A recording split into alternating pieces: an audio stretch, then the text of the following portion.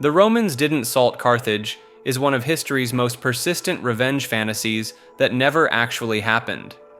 After destroying Carthage in 146 BCE, Romans supposedly scattered salt across the city's farmland to ensure nothing would ever grow there again. The image is powerfully biblical, echoing the destruction of Sodom and Gomorrah, and represents the ultimate act of spite. Salt the earth so thoroughly that your enemy's homeland becomes permanently barren. The problem is that no ancient Roman historian ever mentions this happening. Not Polybius, who witnessed the siege firsthand. Not Livy, who documented Rome's wars in exhaustive detail.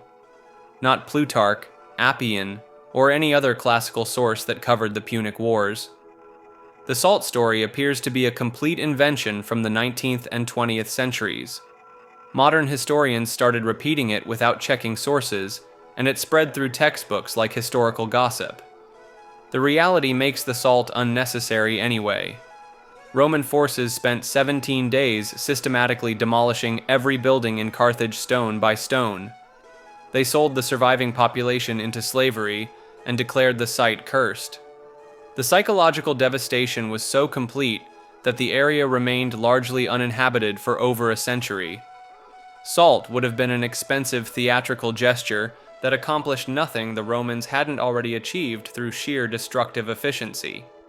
Sometimes the truth is dramatic enough without the mythology.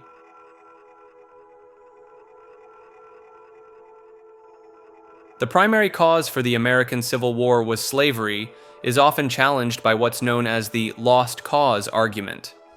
The lost cause narrative claims the war was fought over abstract principles like state sovereignty, economic independence, or resistance to federal overreach, not slavery. This idea gained popularity in the decades after the war, especially in the South, as a way to preserve regional pride and honor. It was pushed by former Confederate officials, writers, and organizations like the United Daughters of the Confederacy, who rewrote history in textbooks and public monuments. According to this version, the Confederacy was simply defending its rights against a tyrannical federal government, and slavery was either a minor issue or already on the way out. Some even portrayed enslaved people as being treated well or loyal to their enslavers, which historians overwhelmingly reject. But original Confederate documents undercut these claims. Southern leaders directly cited slavery as their reason for secession, and the Confederate Constitution protected the institution in writing. Despite this, the lost cause view shaped public perception for generations, especially in education and media. It's why many people grew up thinking the war wasn't really about slavery at all. Even today, the lost cause version continues to influence how the Civil War is discussed, though it has been widely debunked by historians and primary sources. Like this video and subscribe to Maker.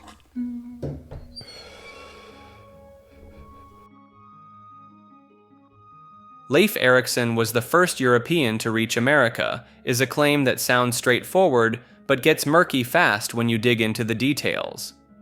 Leif Erikson, a Norse explorer, definitely made it to North America around the year 1000 CE, roughly 500 years before Columbus. Archaeological evidence at Lonso Meadows in Newfoundland confirms Viking settlements existed. The sagas describe his voyages to a place called Vinland, which matches up with what we've found. But calling him the absolute first European to set foot in America is where things get complicated. The Norse sagas mention earlier voyages by Bjarni Herjolfsson, who supposedly spotted American coastline around 986 CE but didn't land. Then there's Leif's father, Eric the Red, and other Vikings who may have reached America before Leif's famous expedition. The bigger issue is that these sagas were written down centuries after the events happened, passed along through oral tradition.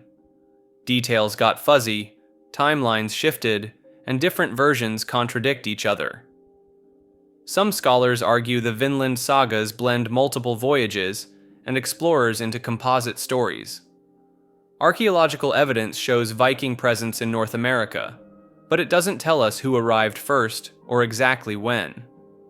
The settlements were temporary, lasting maybe a decade or two before being abandoned due to conflicts with indigenous peoples and the sheer difficulty of maintaining supply lines across the Atlantic. So while Leif Erikson certainly reached America and deserves credit for documented Norse exploration, claiming he was definitively the first European oversimplifies a messy historical record where earlier contacts remain possible but unproven.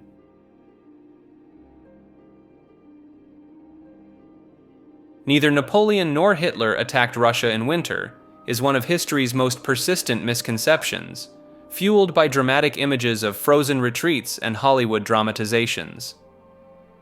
Napoleon launched his invasion of Russia on June 24, 1812, crossing the Niemen River with over 600,000 troops in the height of summer.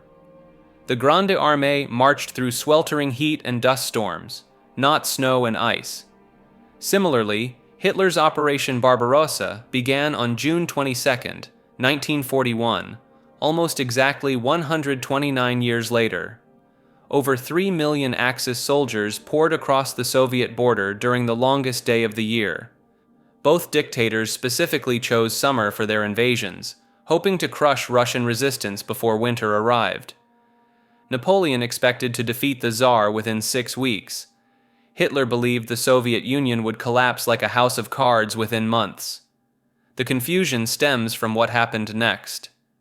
Both campaigns dragged on far longer than planned, and winter eventually caught the invaders deep in Russian territory. Napoleon's retreat from Moscow began in October 1812, with his army facing the brutal Russian winter during their chaotic withdrawal. The German advance similarly stalled as temperatures plummeted, leading to the disastrous winter battles around Moscow and Stalingrad. These winter ordeals became so iconic that they overshadowed the actual summer invasions in popular memory. The frozen corpses and frostbitten soldiers made for more compelling stories than dusty summer marches, creating a historical narrative that puts the cart before the horse.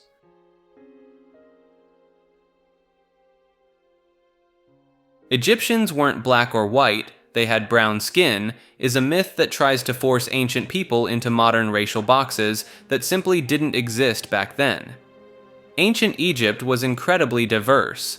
The civilization lasted over 3,000 years and stretched across a massive region where Africa meets the Middle East. People moved, traded, and intermarried constantly. Egyptian art shows this diversity clearly. Wall paintings and sculptures depict people with varying skin tones, from darker Nubians in the south to lighter Mediterranean peoples in the north. The Egyptians themselves recognized these differences and often portrayed foreigners with distinct features in their artwork.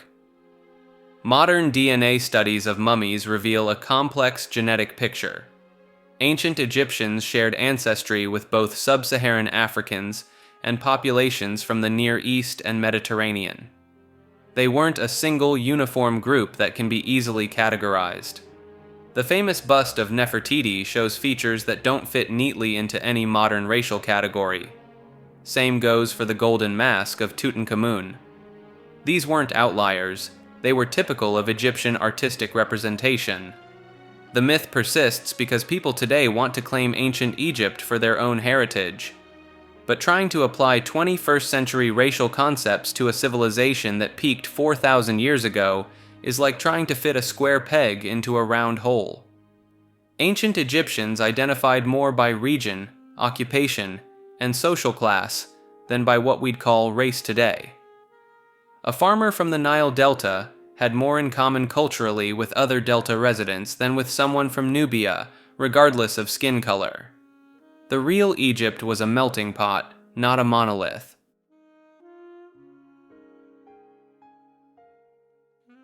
The Polish army never launched a cavalry charge against German tanks during World War II is one of history's most persistent military myths, despite being thoroughly debunked by historians. The legend claims that backward Polish cavalry units foolishly charged German panzers with sabers and lances during the 1939 invasion, representing outdated military thinking against modern warfare. This dramatic image has appeared in countless films, books, and documentaries.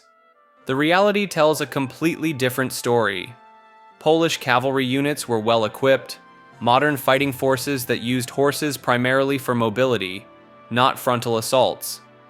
They dismounted to fight as infantry and carried anti-tank rifles, not medieval weapons.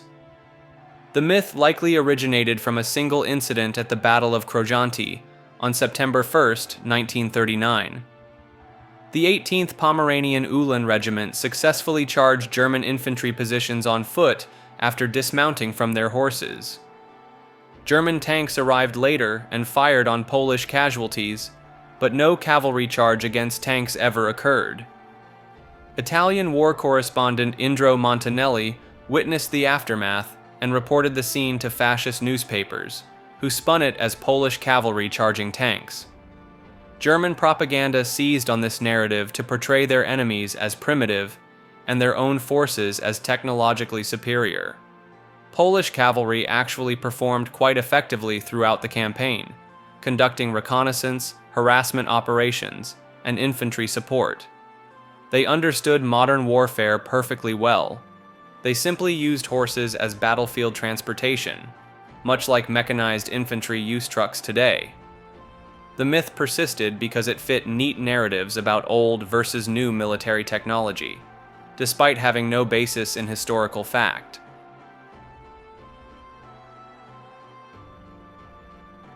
Most of the Bible is not historically accurate, refers to the scholarly consensus that many biblical narratives, particularly in the Old Testament, lack archaeological and historical evidence to support their literal occurrence.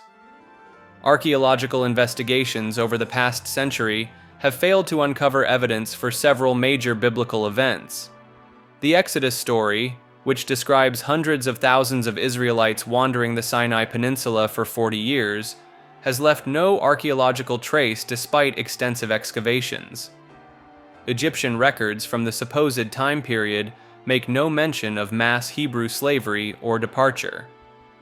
Many biblical figures considered historical have no contemporary evidence outside religious texts. King David and Solomon, while possibly based on real rulers, show no archaeological confirmation for their vast empires as described. The unified kingdom of Israel, depicted in Scripture, appears to contradict archaeological findings that suggest separate, smaller kingdoms. Biblical chronologies often conflict with established historical timelines. The Tower of Babel story places events that don't align with known Mesopotamian history. Dating systems within different biblical books frequently contradict each other when compared to verified historical records. Modern biblical scholarship distinguishes between the religious and literary value of these texts versus their historical accuracy. Many stories likely served theological purposes rather than historical documentation. The books were compiled centuries after the events they describe, often during periods when preserving cultural identity mattered more than historical precision. This doesn't diminish the text's cultural, spiritual, or literary significance. Rather, it reflects how ancient peoples used storytelling to convey meaning, values, and identity in ways that transcended literal historical reporting.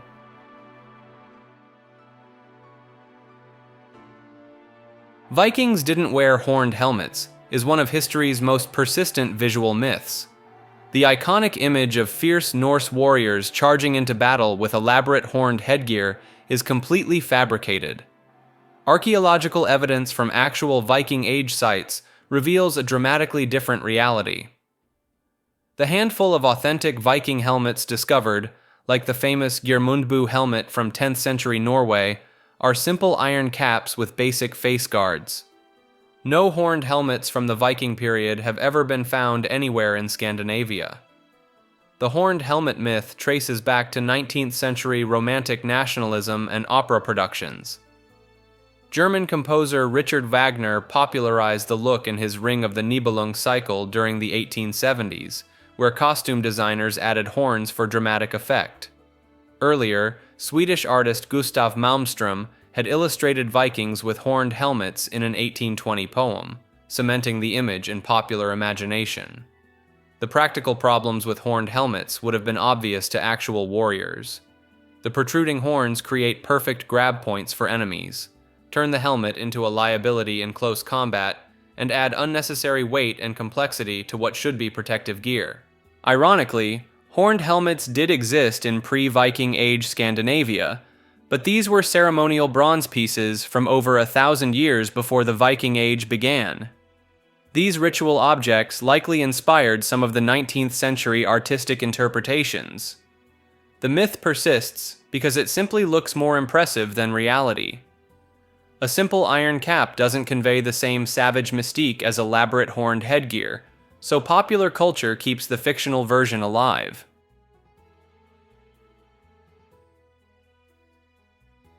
France always surrenders is one of history's most persistent myths, but the numbers tell a completely different story. France holds the record for the most military victories of any European nation, with over 1,100 battles won throughout its history. Their win-to-loss ratio sits at an impressive 73%, which puts them ahead of major military powers like Britain, Germany, and even the United States. The French military dominated European battlefields for centuries. Under Napoleon alone, they won 53 out of 60 major engagements across Europe. The French army was so feared that entire coalitions of European powers repeatedly formed just to contain them. Even in more recent conflicts, France's military record remained strong. They successfully defended at Verdun during World War I, losing 400,000 men but holding the line against German forces. In World War II, while the 1940 defeat was swift and shocking, French resistance continued throughout the occupation. The surrender stereotype largely stems from that single 1940 defeat, when German blitzkrieg tactics caught French forces off guard. But this one event overshadowed over 1,000 years of French military success, from Charles Martel stopping the Islamic conquest of Europe in 732 to their victories in both world wars. The joke became so widespread that it completely rewrote public perception of one of history's most successful military powers. Sometimes a single moment can erase centuries of evidence.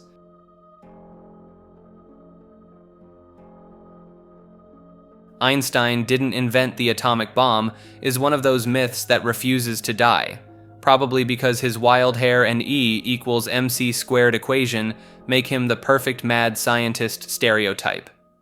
While Einstein's famous equation did provide the theoretical foundation, showing that mass could be converted to energy, he had virtually nothing to do with actually building the bomb. His biggest contribution was writing a single letter to President Roosevelt in 1939, warning that Germany might develop nuclear weapons first and suggesting America should start its own program. After that letter, Einstein was essentially sidelined from the Manhattan Project. The US government considered him a security risk due to his pacifist views and left-wing associations. He spent the war years at Princeton, completely unaware of the massive secret operation happening just a few hundred kilometers away at Los Alamos. The real architects of the atomic bomb were scientists like Robert Oppenheimer, who directed the project, Enrico Fermi, who built the first nuclear reactor, and Edward Teller, who pushed for the hydrogen bomb. Teams of thousands of engineers, physicists, and technicians across multiple secret facilities did the actual work of turning Einstein's theoretical physics into a devastating weapon. Einstein later called his letter to Roosevelt the one great mistake of his life. When he learned about Hiroshima, he reportedly said, "Oh my God," and spent his remaining years advocating for nuclear disarmament. The man whose equation made it possible wanted nothing more than to see the weapons disappear forever.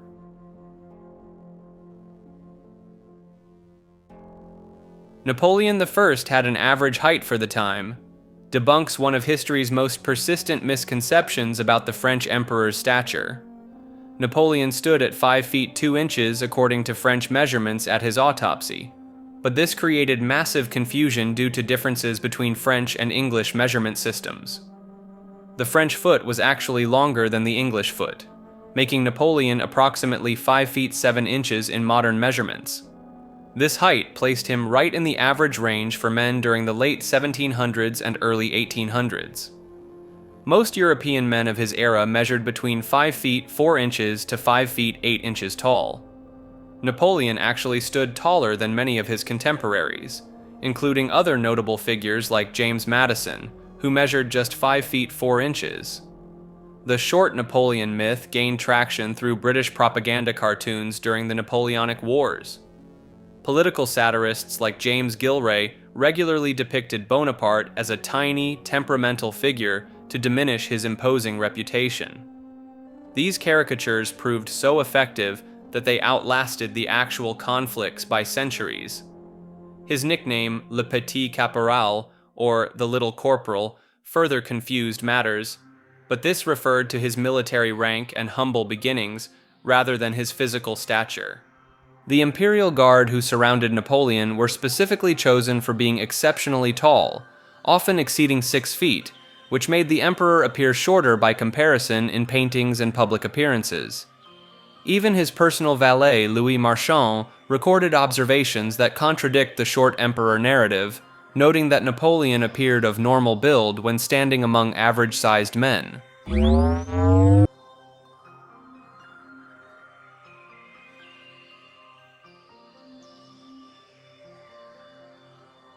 The Roman Empire fell in 1453 challenges one of history's most persistent oversimplifications.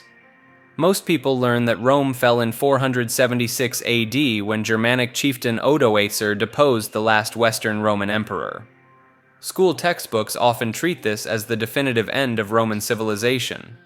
But this ignores a rather significant detail. Half the empire kept going for nearly another 1,000 years. The Eastern Roman Empire, later called the Byzantine Empire by modern historians, maintained unbroken continuity from ancient Rome. The Byzantines never stopped calling themselves Romans. Their emperor held the title Caesar, their laws descended from Roman legal codes, and their capital, Constantinople, was literally New Rome. Emperor Constantine XI died defending the walls of Constantinople on May 29, 1453, as Sultan Mehmed II's cannons finally breached the ancient fortifications. With his death, the last Roman emperor perished, and the empire that had survived the fall of the Western territories, the rise of Christianity, Arab conquests, crusades, and countless other upheavals finally came to an end. The 1,000-year gap between what most consider Rome's fall and its actual demise reveals how Western-centric our historical perspective can be. The myth that Rome fell in 1453 is actually more accurate than the common belief about 476 AD.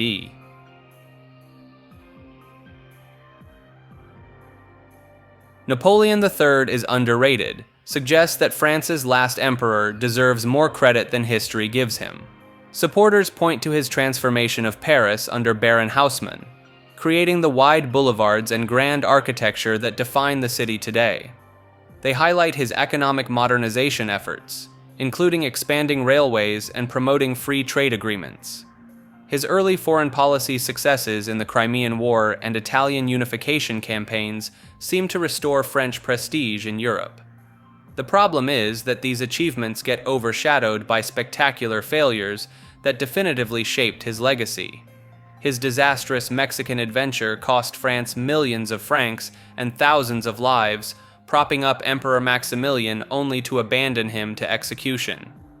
His authoritarian rule dismantled democratic institutions, censored the press, and imprisoned political opponents. The economic boom he claimed credit for was largely driven by broader European trends rather than his specific policies. Most damaging was his complete miscalculation in the Franco-Prussian War of 1870. His outdated military fell apart within weeks, leading to his personal capture at the Battle of Sedan and the collapse of the Second Empire. The siege of Paris that followed brought starvation and revolution, with citizens reportedly eating zoo animals to survive. This catastrophic end to his reign cemented his reputation as the emperor who lost France's position as Europe's dominant power to a newly unified Germany. While Napoleon III wasn't entirely incompetent, calling him underrated ignores the massive consequences of his poor judgment and authoritarian governance.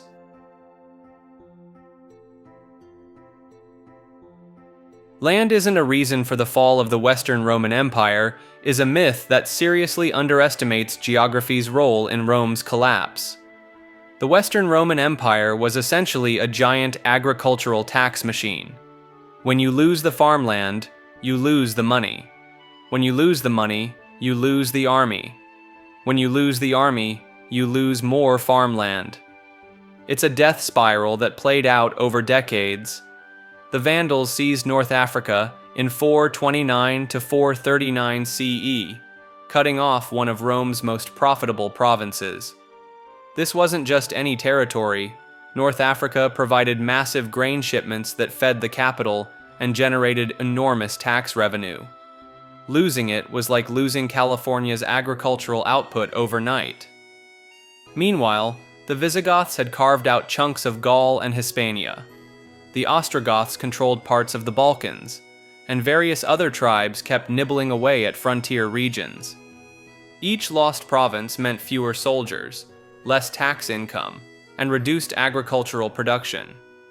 The empire's borders had stretched from Britain to the Middle East. By the 5th century, emperors couldn't effectively govern or defend territories that were weeks of travel apart. Distance made administration nearly impossible, and military response painfully slow. When Odoacer deposed the last Western Roman emperor in 476 CE, he wasn't conquering a mighty empire. He was putting the final nail in a coffin that had been built from lost territories over the previous century.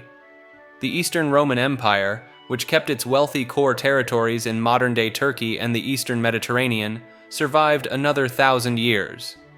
Geography wasn't everything, but it was definitely something.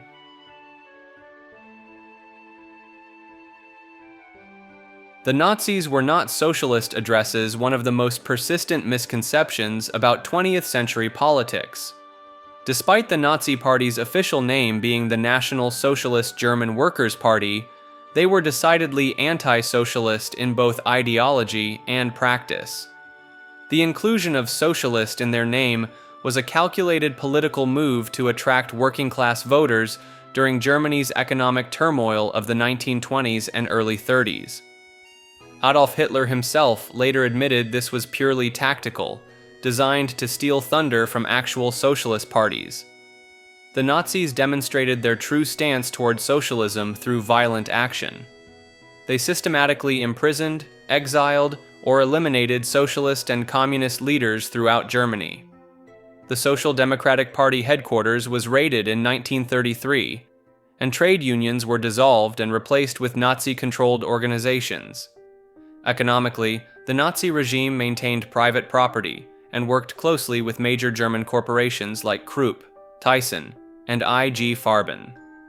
These companies profited enormously under Nazi rule, a scenario impossible under genuine socialist governance. The 1934 Night of the Long Knives Purge eliminated the Sturmabteilung leadership, including Ernst Röhm, who had advocated for more socialist economic policies within the party. This marked the definitive end of any socialist elements within Nazi ranks. The confusion often stems from the Nazis' use of populist rhetoric about helping ordinary Germans, but their actual policies consistently favored big business and military expansion over worker ownership or wealth redistribution.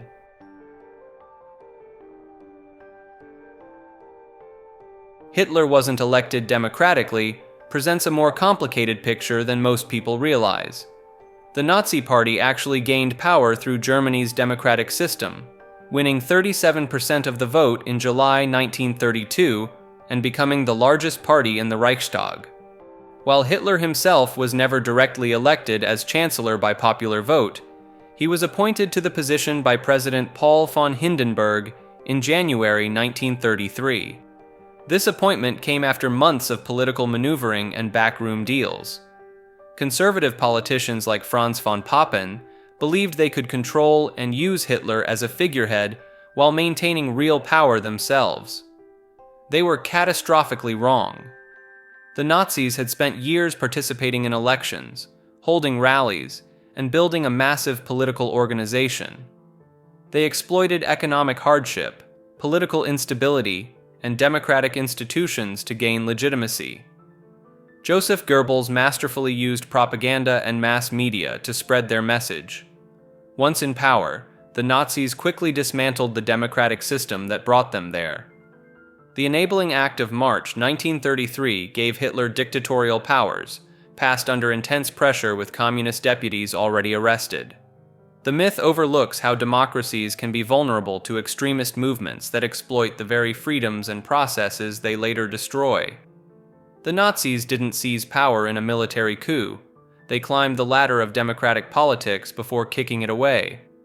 This distinction matters because it shows how democratic institutions, without proper safeguards, can become tools for their own destruction.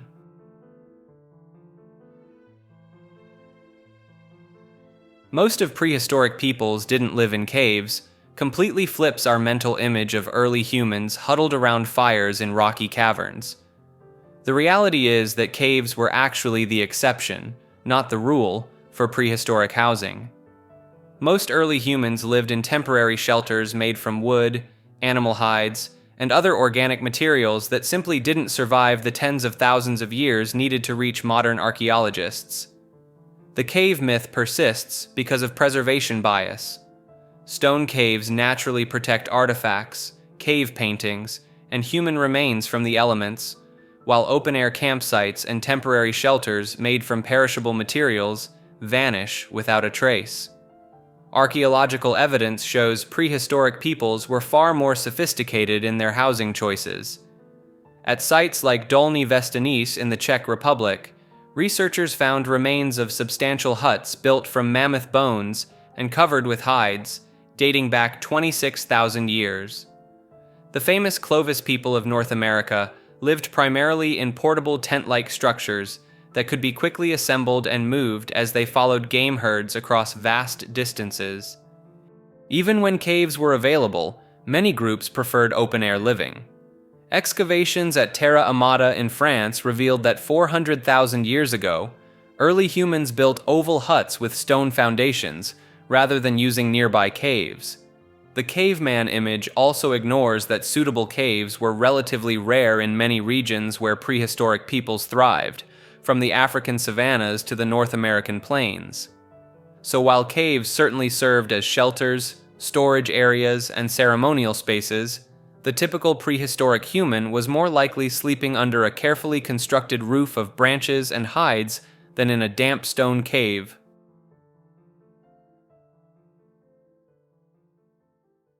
The samurais weren't always as chivalrous as portrayed, reveals one of history's most persistent romantic myths. The noble warrior bound by an ancient code of honor makes for great movies, but real samurais were often ruthless pragmatists who would switch sides, betray allies, and employ brutal tactics when it served their interests. The famous Bushido code that supposedly governed samurai behavior was largely invented centuries later during the peaceful Edo period, when actual warfare had become rare. Real medieval samurais were more concerned with land, money, and political power than dying honorably for abstract principles. Minamoto no Yoritomo, Japan's first shogun, rose to power by systematically eliminating his own relatives and former allies. The Hojo clan maintained control for over a century through political manipulation and strategic assassinations rather than honorable combat. During the Genpei War, samurais regularly employed tactics that would horrify their romanticized counterparts. They burned temples with civilians inside, took heads as trophies for payment, and switched allegiances based on who offered better rewards. The seppuku ritual, often portrayed as the ultimate expression of samurai honor, was frequently used as a form of political execution, disguised as allowing enemies to die with dignity.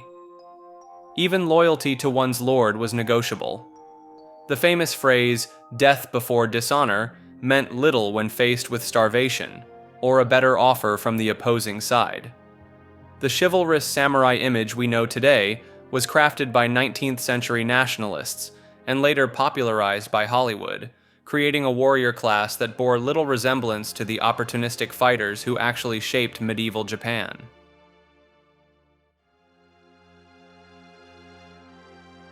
Medieval people thought the Earth was flat is one of history's most persistent myths. The reality is far more interesting. People have known the Earth was a sphere since ancient times, and this knowledge never disappeared during the Middle Ages. The ancient Greek mathematician Eratosthenes calculated the Earth's circumference around 240 BCE with remarkable accuracy. He used shadows cast by the sun in 2 different cities to determine the planet's size, getting within just 2% of the actual measurement. This wasn't some secret knowledge locked away in dusty libraries. Medieval scholars, from university professors to church officials, openly taught that the Earth was spherical. Thomas Aquinas wrote about it in the 1200s. Dante's Divine Comedy, written in the early 1300s, describes a spherical Earth with people living on the opposite side. Medieval maps, called TO maps, might look flat to modern eyes, but they were symbolic representations, not literal geography. It's like assuming people today think the world is made of colored shapes because they use a subway map. The flat Earth myth actually comes from 19th century writers who wanted to make the Middle Ages look more backward than they really were. Washington Irving's biography of Christopher Columbus helped spread the idea that everyone thought Columbus would sail off the edge of the world. The real debate wasn't about the Earth's shape, it was about its size. Columbus thought the Earth was smaller than it actually was, which is why he thought he could reach Asia by sailing west. The scholars who opposed him were right to be skeptical.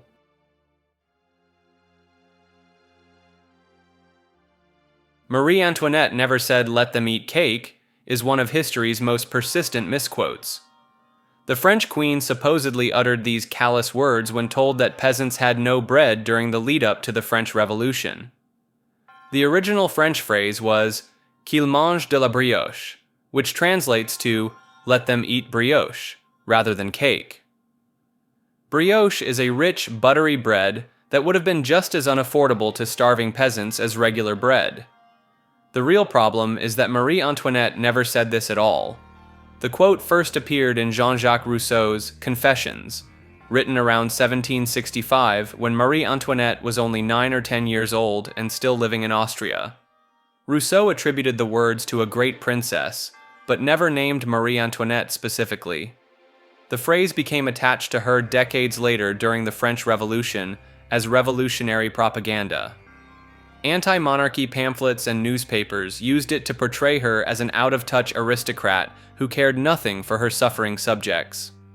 Historical records show that Marie Antoinette actually donated considerable money to charity and supported various relief efforts for the poor. Court documents reveal she often worried about the economic hardships facing French citizens. The misattribution stuck so firmly that even today, most people immediately associate these words with Marie Antoinette. It serves as a perfect example of how revolutionary propaganda can override historical facts, turning a fictional quote into accepted history.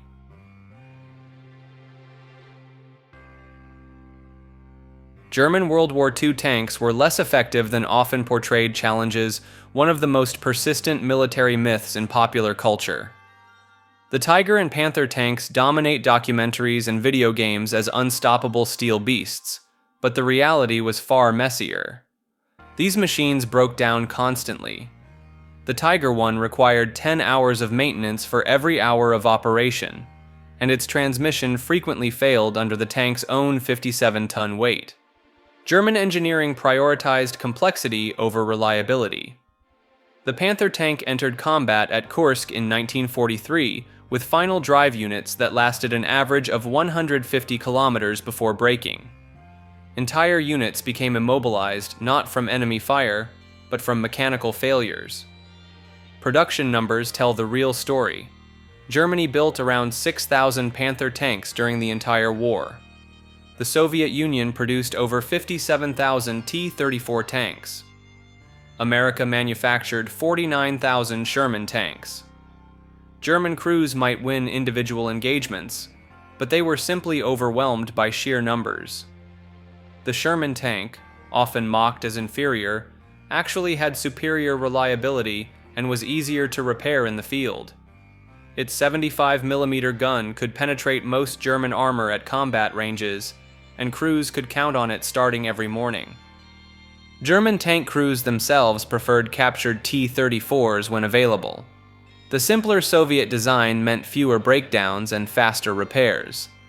Meanwhile, a single Tiger tank consumed as much fuel as 4 Sherman tanks, creating massive logistical problems for German forces already struggling with supply lines. The myth persisted because German propaganda emphasized individual heroic actions, while Allied forces focused on systematic victory through logistics and mass production.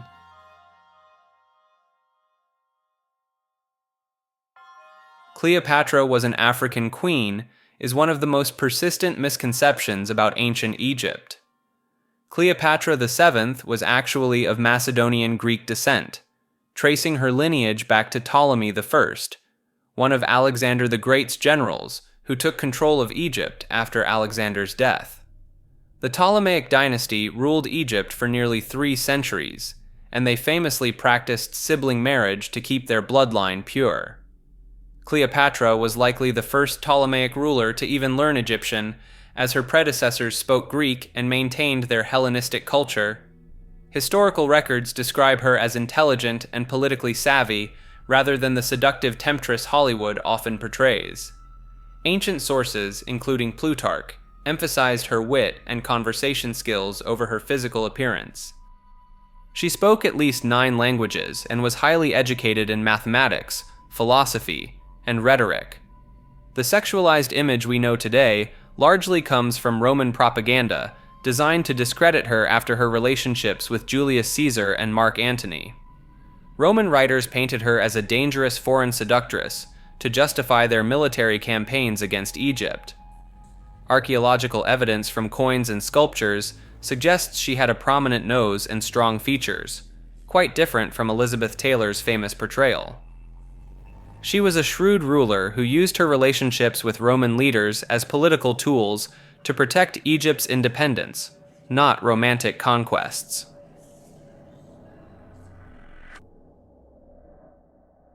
Witch hunts and epidemics were more common in the early modern period than during the Middle Ages. Completely flips the popular image most people have of medieval times as the dark age of superstition and disease. The peak of European witch hunts actually occurred between 1580 and 1650, well into the early modern period. While medieval Europe saw occasional witch trials, the massive systematic hunts that killed an estimated 40,000 to 60,000 people happened centuries later. The infamous Salem witch trials took place in 1692, nowhere near the medieval period. Heinrich Kramer's Malleus Maleficarum, the notorious witch-hunting manual, wasn't published until 1487. The printing press allowed these ideas to spread rapidly across Europe, something impossible during medieval times. German regions saw particularly intense persecution, with entire villages sometimes wiped out. Epidemic responses also intensified during the early modern period, not because diseases were necessarily worse, but because growing trade networks and urban populations created perfect conditions for outbreaks. The Great Plague of London in 1665 killed roughly 100,000 people, and plague houses with their painted red crosses became common sights. Medieval people certainly faced the Black Death in the 1300s, but the systematic quarantine measures, pest houses, and detailed mortality records we associate with epidemic management really developed in the 1500s and 1600s. The early modern period combined medieval superstitions with new technologies and bureaucratic systems, creating the perfect storm for both organized witch hunting and sophisticated disease tracking.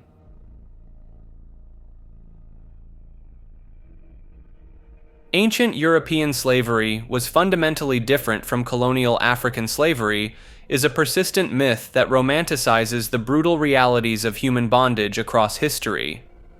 This misconception stems from differences in legal frameworks rather than actual living conditions. Roman slaves could theoretically earn freedom, own property, and even hold positions of responsibility. Some became teachers, doctors, or administrators. Greek household slaves might receive education alongside their master's children. But these exceptions mask the underlying horror. Roman mines worked slaves to death within months. Agricultural slaves faced backbreaking labor with minimal food and shelter. Gladiatorial combat forced enslaved people to fight for entertainment until death. The myth particularly ignores punishment systems. Roman law permitted masters to torture, maim, or execute slaves without consequence. Crucifixion was specifically designed for rebellious slaves. The aftermath of Spartacus's revolt saw 6,000 enslaved people crucified along the Appian Way. Colonial slavery certainly introduced new levels of systematized brutality and racial ideology. The transatlantic slave trade created industrial-scale human trafficking. Plantation systems maximized profit through calculated cruelty. However, both systems shared core elements. Humans treated as property, families torn apart, violent suppression of resistance, and systematic dehumanization. The legal differences between ancient manumission practices and colonial racial classifications don't change the fundamental reality.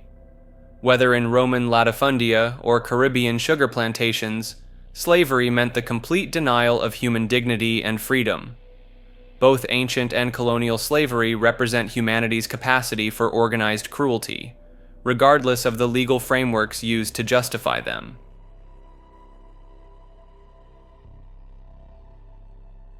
Hitler actually listened to his generals represents one of the most persistent myths about World War II leadership.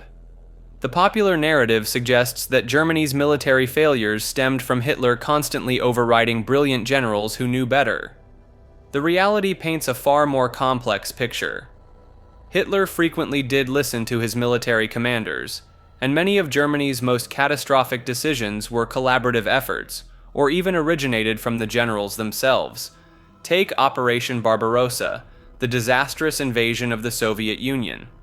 While often blamed on Hitler's megalomania, the plan was largely developed and enthusiastically supported by the German High Command.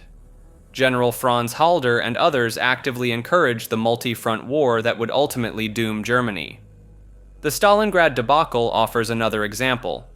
When the Sixth Army became encircled, it was General Hermann Göring who assured Hitler that the Luftwaffe could supply the trapped forces by air. Hitler's decision to hold the city rather than attempt a breakout was based on this military advice from his Air Force commander. Even the declaration of war on the United States following Pearl Harbor received support from naval leadership, who believed submarine warfare could strangle Britain before American forces became decisive. The myth persists largely because of post-war memoirs written by surviving German generals.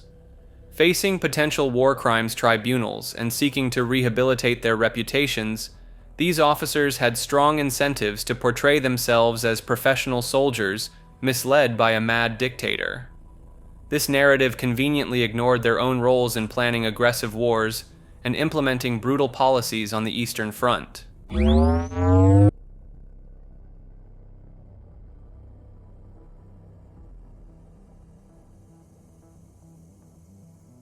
A knight's armor wasn't that heavy or rigid challenges one of the most persistent medieval misconceptions that's been reinforced by countless movies showing clunky, barely mobile warriors.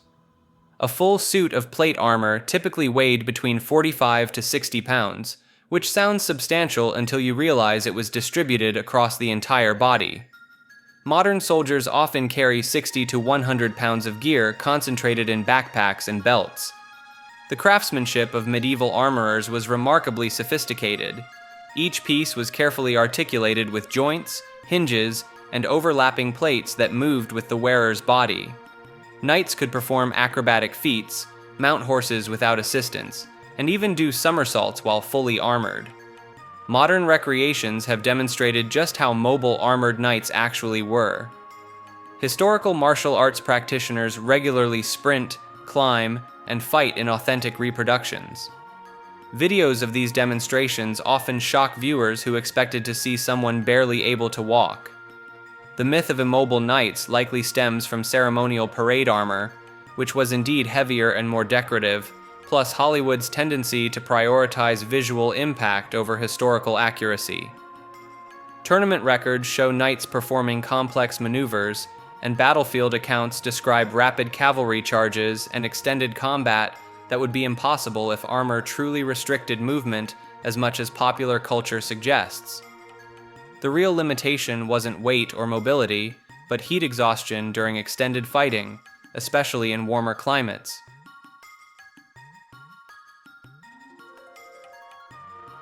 Hitler never refused to shake Jesse Owens's hand, challenges one of the most persistent stories from the 1936 Berlin Olympics. The popular narrative claims Hitler stormed out or deliberately snubbed the black American sprinter after his victories. This story has been repeated in countless documentaries and history books as proof of Hitler's racism on full display. The reality tells a different story. After congratulating German winners on the first day of competition, Olympic officials told Hitler he needed to congratulate all winners or none at all.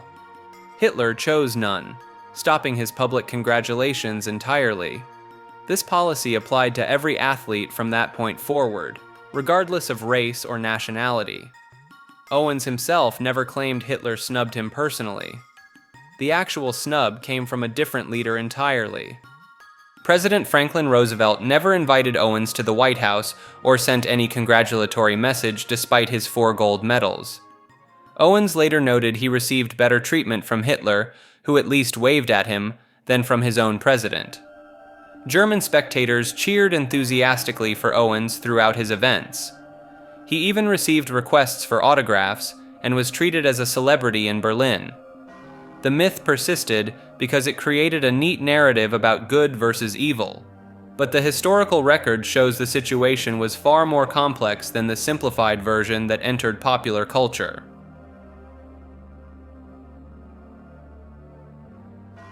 Medieval clothes and buildings were drab and colorless is one of Hollywood's most persistent myths about the Middle Ages. Popular films typically portray medieval Europe as a world of muddy browns, weathered grays, and faded earth tones. Everyone seems to wear rough brown tunics, while living in bare stone castles that look like they've never seen a coat of paint. The reality couldn't be more different. Medieval people were absolutely obsessed with bright, vibrant colors. They had access to an impressive range of dyes made from plants, minerals, and insects. Wealthy merchants and nobles wore clothing in brilliant reds, deep blues, golden yellows, and rich purples. Even peasants added splashes of color to their outfits whenever possible. Buildings were just as colorful. Medieval cathedrals and castles were often painted in bright hues both inside and out. The famous Notre Dame Cathedral was once covered in vivid blues, reds, and golds. Many castle walls featured painted decorations that would make a modern art gallery jealous. The misconception comes from what survived to reach us today. Centuries of weather, war, and neglect have stripped away most of the original paint and faded the textiles. When archaeologists find medieval clothing fragments, they're usually brown or gray because those earth-based dyes lasted longer than the flashy colors. Medieval people lived in a world that was arguably more colorful than our own modern cities.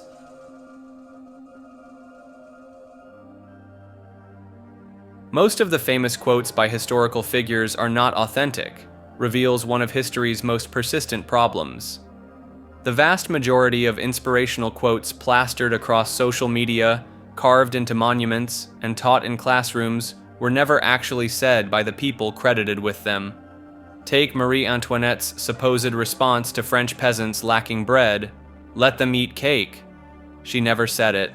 The phrase appeared in Jean-Jacques Rousseau's writings, when Marie Antoinette was just 9 years old and living in Austria. Yet this fabricated quote became central to her reputation as an out-of-touch aristocrat.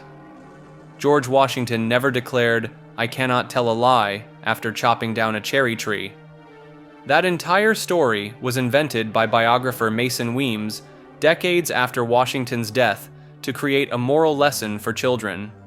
Albert Einstein suffers from perhaps the worst case of, quote, misattribution in history.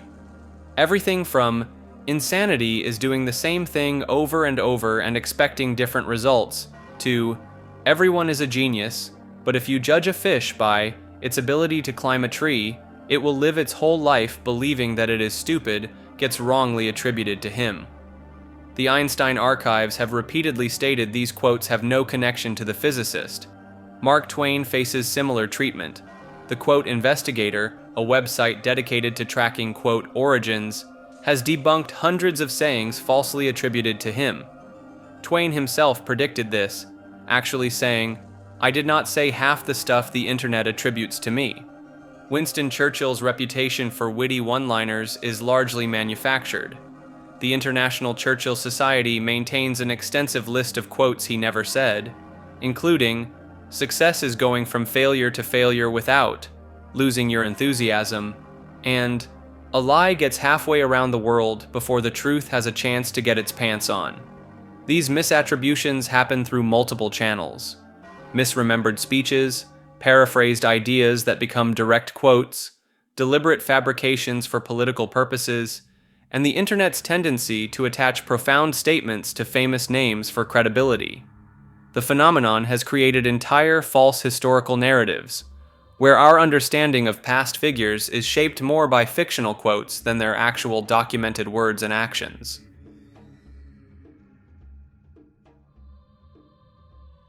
Gladiators rarely died and fights were scripted suggests that arena combat was more like professional wrestling than actual life-or-death battles. The reasoning goes that gladiators were expensive investments requiring years of training, food, and medical care, so owners wouldn't want them dying regularly. Archaeological evidence tells a different story. Gladiator cemeteries across the Roman Empire reveal death rates between 10 to 25% per fight. The gladiator graveyard in Ephesus shows clear signs of fatal wounds from tridents, swords, and other arena weapons. While some fights did end without death, this wasn't the norm Romans expected. Graffiti in Pompeii records specific gladiators and their fight outcomes, with many noting deaths. The thumbs up or down gesture from the crowd and emperor wasn't just for show.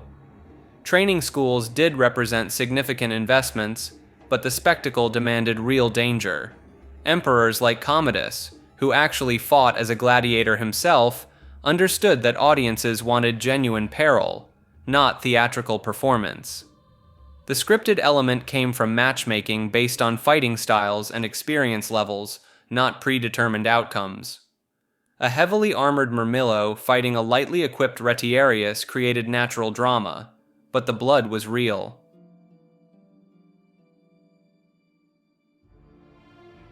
Austria isn't responsible for World War II, became one of history's most successful post-war narratives, but it crumbles under scrutiny.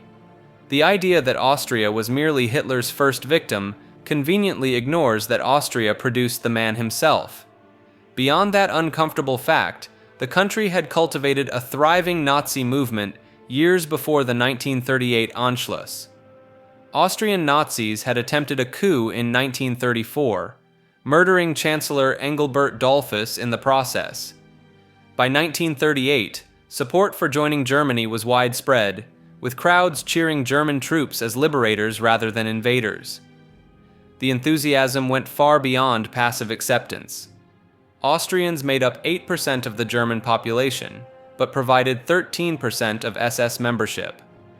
Austrian-born Adolf Eichmann orchestrated much of the Holocaust's logistics. Ernst Kaltenbrunner, another Austrian, headed the Reich Security Main Office and oversaw concentration camps. Franz Stangl commanded both Sobibor and Treblinka death camps. When the Allies questioned war responsibility after 1945, Austrian politicians like Karl Renner successfully promoted the victim narrative. The 1943 Moscow Declaration had called Austria Germany's first victim, originally intended as wartime propaganda to encourage Austrian resistance. This convenient interpretation helped Austria avoid the denazification process that transformed Germany. No reparations, no occupation zones, no fundamental reckoning with complicity. The Austrian government didn't officially acknowledge responsibility for Nazi crimes until 1991, nearly 50 years after the war ended.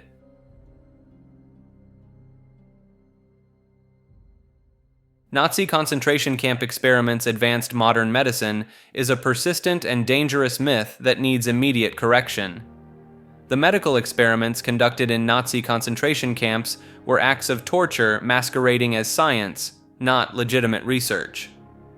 Dr. Joseph Mengelé's twin experiments at Auschwitz, the hypothermia studies at Dachau, and high-altitude pressure experiments at various camps violated every principle of scientific methodology. These so-called experiments lacked proper controls, documented procedures, or peer review. Subjects were tortured and killed regardless of outcomes, making any data collection meaningless. The perpetrators often had no medical training and used crude, improvised methods that bore no resemblance to actual scientific research.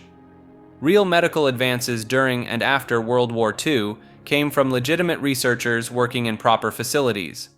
Penicillin development, blood plasma storage, and surgical techniques all emerged from ethical medical research, not concentration camp atrocities. The myth persists partly because some Allied forces initially considered using data from these experiments after the war. However, medical experts quickly determined the information was scientifically worthless.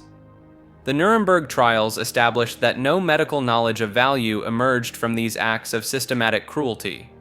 Modern medical ethics codes, including the Nuremberg Code and Declaration of Helsinki, were specifically created to prevent such atrocities from ever being considered legitimate research again. The concentration camp experiments represented the complete opposite of medical progress. They were crimes against humanity that contributed nothing to human knowledge or healing.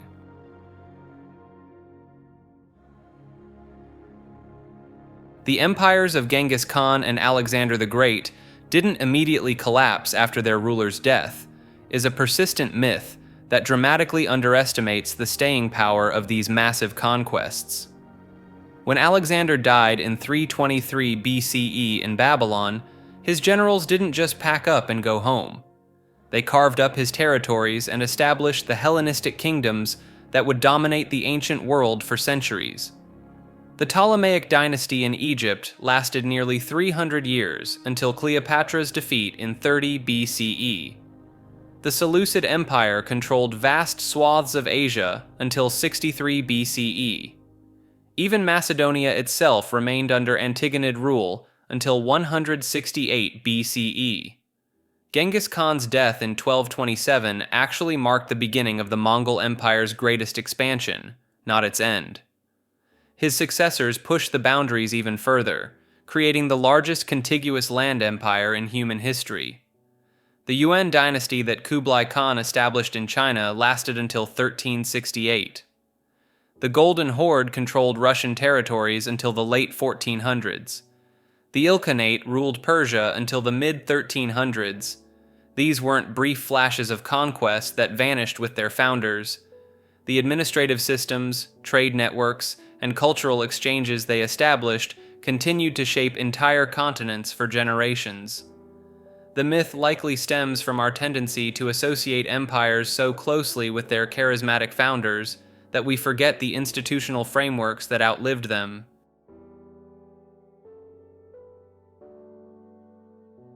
Most of the myths about the Middle Ages are wrong or exaggerated, turns out to be one of history's biggest cases of bad PR. The medieval period, roughly 500 to 1500 CE, has been painted as a 1,000-year stretch of ignorance, filth, and brutality. But most of what people think they know comes from Victorian historians who wanted to make their own era look progressive by comparison. Take the flat Earth myth. Medieval scholars absolutely knew the Earth was round. Educated Europeans had accepted this since ancient Greek times. The idea that Columbus had to convince people the world wasn't flat is complete fiction invented centuries later. Then there's hygiene. Medieval people weren't walking around caked in dirt for months. They bathed regularly, just differently than we do. Public bathhouses were common in cities, and people washed their hands and faces daily. They even had soap made from animal fat and ash. The famous life expectancy was 30 statistic is wildly misleading. High infant mortality dragged down the average, but if you survived childhood, you had decent odds of reaching 60 or 70. Medieval records show plenty of people living into their 80s. Medieval cities weren't overflowing with sewage either. Most had drainage systems and regulations about waste disposal. London had public latrines built over rivers by 1200. Paris had street cleaning crews. Even the food situation gets exaggerated. Yes, peasants ate simple meals, but they included vegetables, dairy, eggs, and meat when available. Spices were expensive but not unknown. Medieval cookbooks show surprisingly diverse recipes. The Dark Ages label itself is misleading. This period saw major technological advances like windmills, heavy plows, and mechanical clocks. Universities were founded. Gothic cathedrals required advanced engineering and mathematics. Medieval people weren't science-hating, superstitious fanatics either. They preserved and expanded on Greek and Roman knowledge, particularly through Islamic scholars. Monasteries were centers of learning and innovation. The torture and execution obsession is largely overblown too. While justice was harsh, elaborate torture devices were rare and expensive. Most medieval punishment was fines or public shaming. Even witch trials peaked during the Renaissance and early modern period, not the Middle Ages. The reality is that Victorian historians needed a primitive past to highlight their supposed progress. Hollywood and popular culture ran with these myths, creating our distorted view of medieval life that persists today.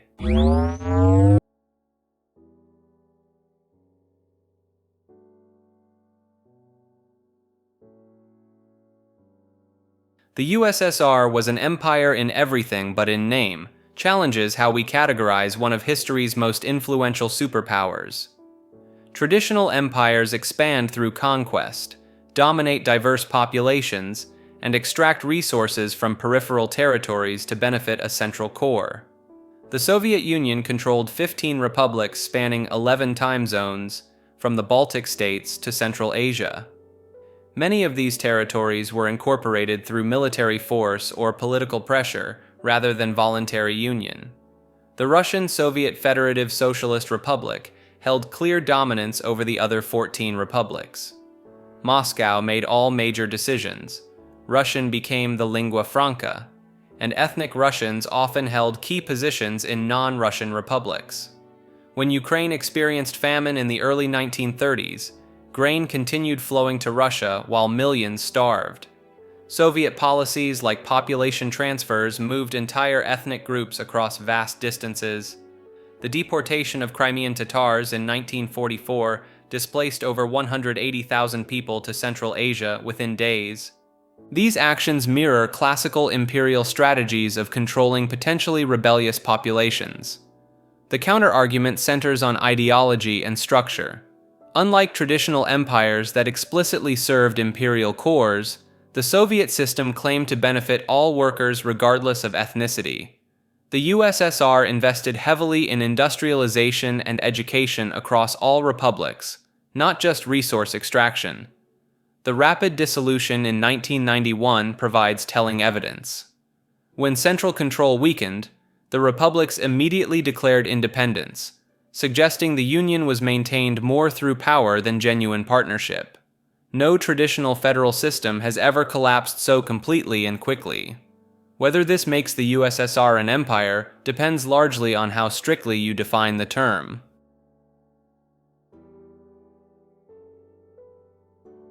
The SS were not elite units. Claims these forces were merely undisciplined thugs assigned dirty work, gaining their fearsome reputation only through Allied propaganda. This myth misunderstands the complex structure and role of the SS within Nazi Germany. The SS, or Schutzstaffel, actually maintained extremely rigorous selection standards and extensive training programs. The organization included multiple branches with distinct functions. The Waffen-SS served as combat units that fought alongside regular German forces, often receiving priority access to the newest equipment and weapons. These units underwent intensive military training and were considered among Germany's most capable fighting forces. Heinrich Himmler, who led the SS, specifically designed the organization as an elite institution. Recruits faced strict physical and ideological screening processes. Height requirements, ancestry documentation, and political loyalty tests were all mandatory for membership. The SS also controlled significant resources and held major administrative responsibilities throughout occupied territories. They operated concentration camps, managed population policies, and oversaw large economic enterprises using forced labor. Their reputation stemmed not from Allied fear alone, but from their actual military effectiveness and central role in implementing Nazi policies. Combat records show Waffen-SS divisions often performed well in battle, though this came at the cost of heavy casualties due to their aggressive tactics. The myth likely persists because it's more comfortable to imagine Nazi forces as incompetent rather than acknowledging that well-trained, disciplined people participated in systematic atrocities. Understanding this distinction remains crucial for comprehending how such events occurred historically.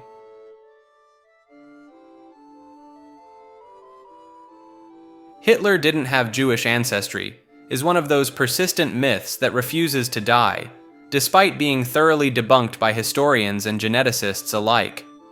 The confusion stems from Hitler's murky family tree. His father Alois was born illegitimately in 1837, and the identity of Alois's father remained officially unknown. This gap in documentation led to decades of speculation that maybe, just maybe, Hitler's paternal grandfather was Jewish. The myth gained serious traction in 2010 when Belgian journalist Jean-Paul Mulders claimed DNA samples from Hitler's relatives showed markers associated with Ashkenazi Jewish populations. Major news outlets ran with the story, and suddenly everyone was talking about the ironic twist of Hitler potentially having Jewish heritage. But here's where things fall apart. The DNA samples were taken from Hitler's grandnephews living in New York, not from Hitler himself. More importantly, the genetic markers Mulders identified aren't exclusively Jewish. They're found across multiple populations in Europe, North Africa, and the Middle East. Professional historians have consistently pointed out that extensive genealogical research shows no credible evidence of Jewish ancestry in Hitler's family line. The Nazis themselves conducted thorough investigations into Hitler's background and found nothing to suggest Jewish heritage. The myth persists partly because people find it satisfying to imagine such poetic justice. But clinging to debunked claims ultimately distracts from the real historical lessons we should be learning.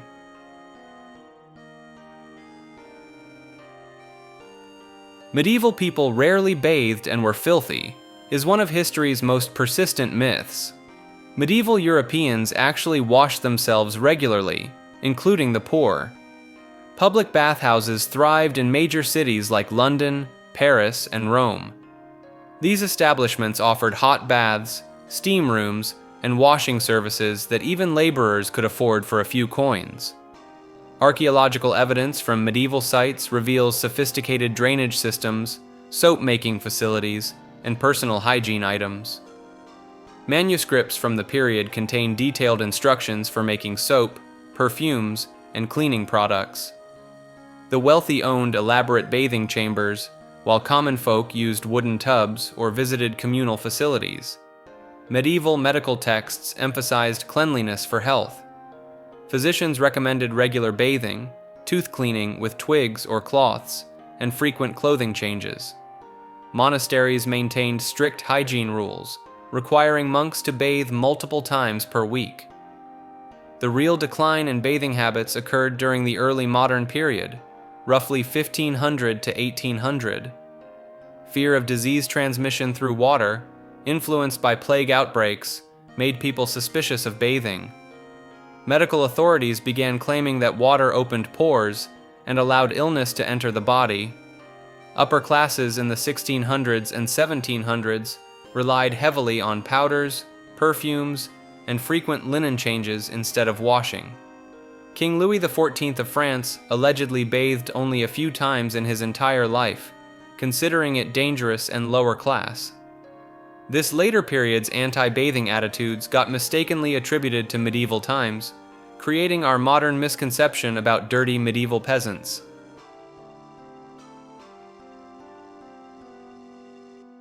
The Celts were primitive barbarians gets the Bronze Age treatment when you look at the actual evidence. Roman writers painted them as wild, uncivilized tribes to justify conquest, but archaeology tells a completely different story.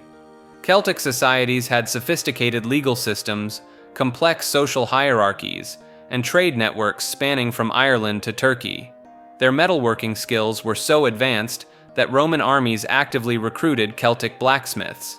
The Latin culture produced intricate jewelry, weapons, and tools that required generations of technical knowledge to perfect.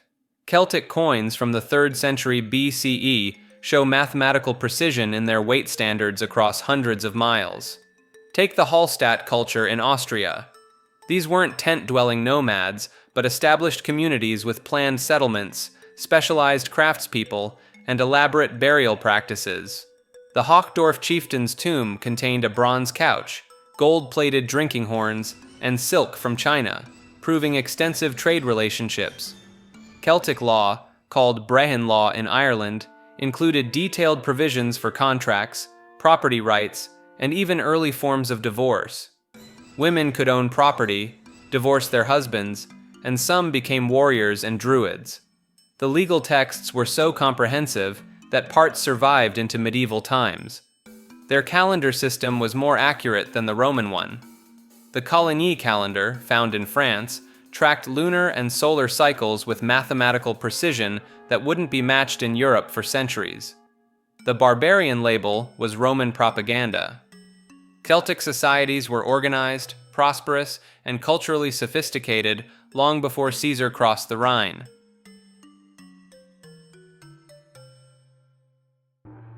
The Habsburgs didn't always practice incestuous marriage challenges, one of history's most persistent royal stereotypes. The Habsburg dynasty, which controlled vast European territories from the 13th to 20th centuries, has become synonymous with inbreeding and the distinctive protruding jaw that plagued later generations. Popular culture portrays them as obsessively marrying cousins and siblings to maintain pure bloodlines. The reality is far more strategic. For most of their 700-year reign, the Habsburgs actively sought marriages outside their immediate family circle. They arranged unions with the French Bourbons, English Tudors, Portuguese royalty, and dozens of other European noble houses. These marriages served as diplomatic tools, securing military alliances and territorial claims across the continent. The infamous inbreeding primarily occurred during a specific period in the Spanish Habsburg line, roughly from 1550 to 1700. Charles II of Spain, the last Spanish Habsburg ruler, was indeed the product of multiple generations of close family marriages. His family tree resembled more of a family shrub, with his parents being uncle and niece. But even during this period, other Habsburg branches continued marrying outside the family. The Austrian Habsburgs, who survived much longer, regularly brought in fresh bloodlines from across Europe. The concentrated inbreeding that created the Habsburg jaw and other genetic issues was more the exception than the rule, limited to specific branches trying to maintain control over particular territories.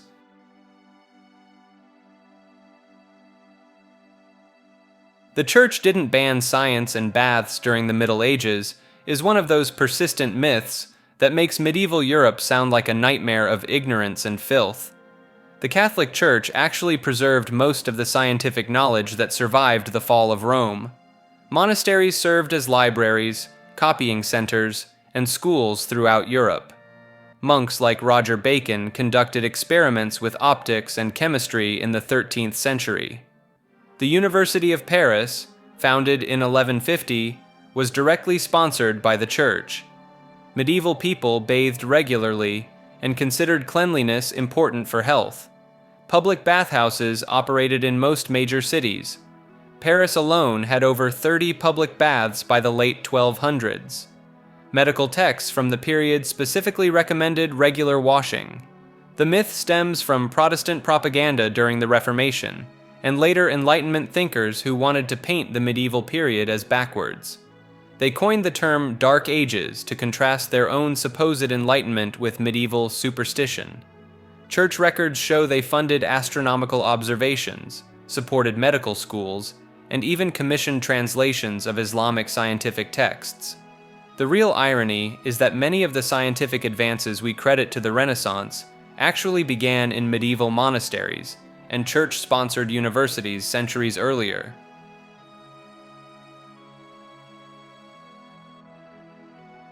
The first permanent Chinese settlers on Taiwan only arrived during the 18th century, is completely backwards.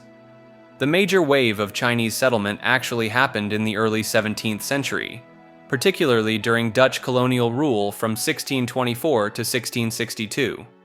When the Dutch arrived in 1623, they already found about 1,500 Chinese visitors and residents on the island.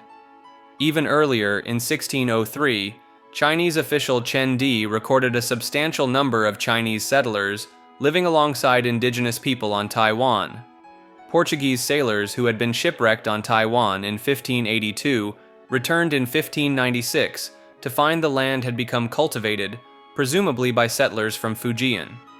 The Dutch East India Company didn't just stumble upon these Chinese settlers, they actively recruited them.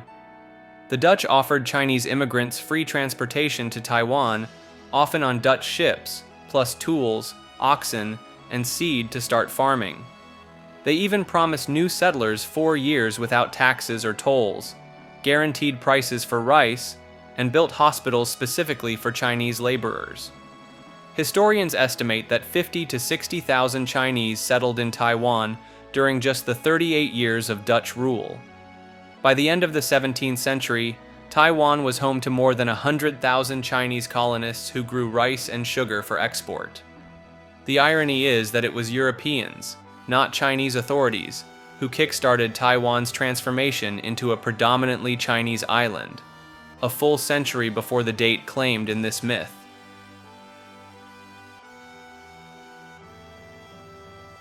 Spanish colonies functioned like totalitarian regimes, and life was far worse than during Aztec rule, presents a stark comparison that oversimplifies two complex systems of governance. The Spanish colonial system certainly imposed harsh conditions through encomienda labor arrangements, forced religious conversion, and tribute collection. Colonial administrators did exercise extensive control over daily life, restricting movement and trade while extracting wealth for the crown. However, the Aztec Empire operated its own forms of systematic oppression. The Triple Alliance demanded tribute from conquered peoples, including precious goods, food, and human beings for ritual sacrifice.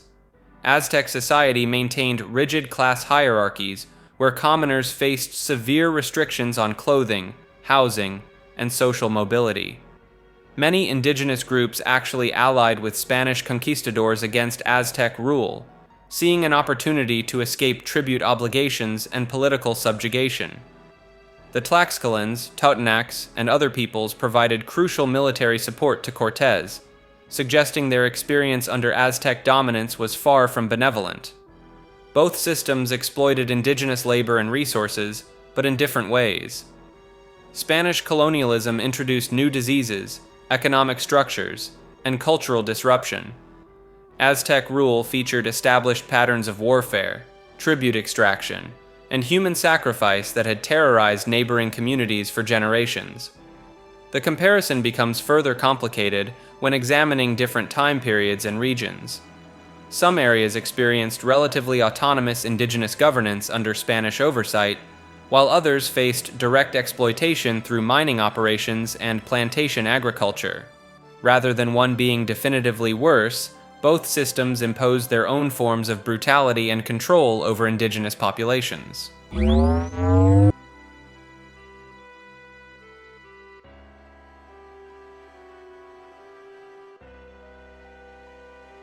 European colonization was more about power than profit is a myth that flips the actual priorities of 19th century imperial powers. The numbers tell the real story.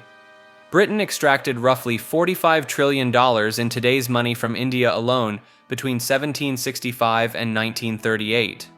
The Belgian Congo generated massive profits from rubber and ivory that funded King Leopold's personal fortune. French colonies in West Africa provided groundnuts, palm oil, and cocoa that fed European industries. Colonial administrations operated like massive extraction machines. The British East India Company functioned as a corporate state, collecting taxes and controlling trade across the subcontinent. Dutch plantations in Indonesia produced sugar, coffee, and spices worth billions in modern currency. Spanish silver mines in Peru shipped an estimated 150,000 tons of silver to Europe over 3 centuries. Even the costs of maintaining these territories made economic sense. Britain spent enormous sums on the Indian Army, but colonial taxes and trade profits covered these expenses many times over. The French built railways across West Africa not for prestige, but to move raw materials to ports more efficiently. The scramble for Africa in the 1880s looked like a power grab, but European nations were really racing to secure mineral deposits, agricultural land, and captive markets. Germany's late entry into the colonial game stemmed from fears of being locked out of profitable territories, not military concerns. When colonies stopped generating sufficient profits, European powers abandoned them remarkably quickly. The economic foundation crumbled, and the supposed strategic value evaporated with it.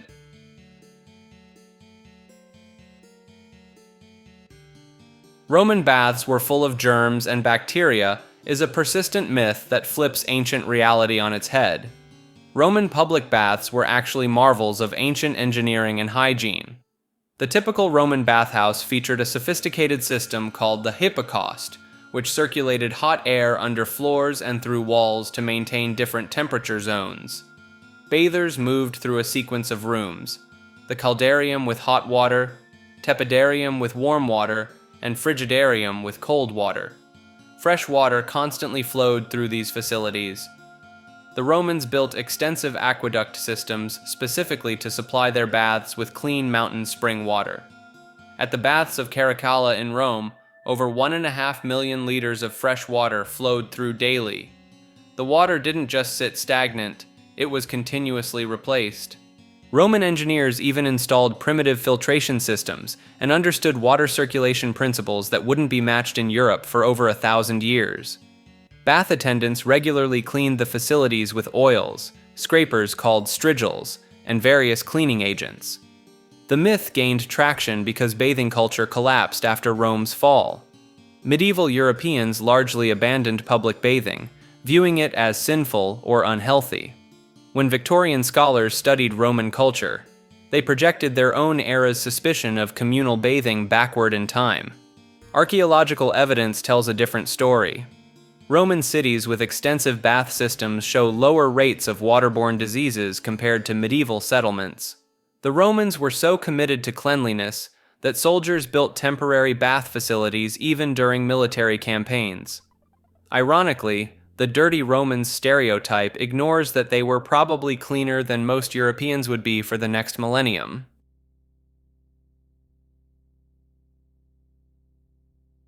Empires don't systematically last for around 250 years, stems from a popular but oversimplified pattern that gets passed around in history discussions and social media. The claim suggests that major empires follow some kind of natural cycle, rising and falling within roughly 2.5 centuries. The Roman Empire alone demolishes this theory. Depending on how you count it, Rome lasted anywhere from 500 to 1,500 years. The Western Roman Empire fell in 476 CE, but the Eastern Roman Empire, better known as the Byzantine Empire, continued for another 1,000 years until 1453. The Ottoman Empire ruled for over 600 years, from the late 1200s to 1922. Various Chinese dynasties show massive variation. The Zhou dynasty lasted 800 years, while others barely made it past a few decades. The Mongol Empire peaked and fragmented within 150 years, but individual successor states like the Golden Horde persisted for centuries longer. Modern examples further break the pattern.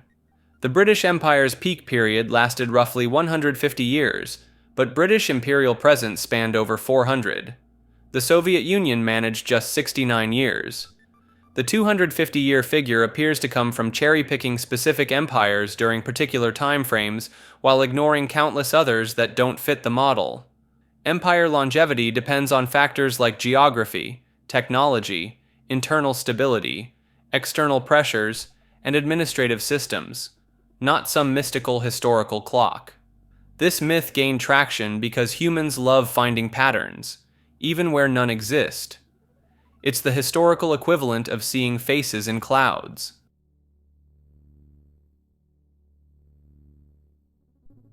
People didn't die from old age at the age of 30 before the invention of modern medicine is one of the most persistent misunderstandings about historical lifespans. The confusion stems from how we interpret average life expectancy statistics. When historians say the average life expectancy in medieval times was around 30 to 35 years, people assume everyone was dropping dead in their 30s. But averages can be deceiving. The real culprit was catastrophically high infant and child mortality rates. In medieval Europe, roughly 30 to 50% of children died before their 5th birthday from diseases, malnutrition, and accidents. When you factor in all those deaths at ages 0 to 4, it drags the mathematical average way down. But here's the key part. If you survived childhood, your chances of reaching old age weren't dramatically different from today. Medieval records show plenty of people living into their 60s, 70s, and beyond. Take Charlemagne, who died at 71 in the year 814.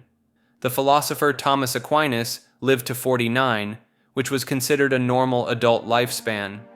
Even ordinary people regularly reached advanced ages. Medieval church records are full of references to elderly parishioners in their 70s and 80s. Archaeological evidence backs this up. Skeletal remains from medieval cemeteries consistently show significant numbers of individuals who died in their 60s and 70s, with clear signs of age-related wear rather than disease or violence.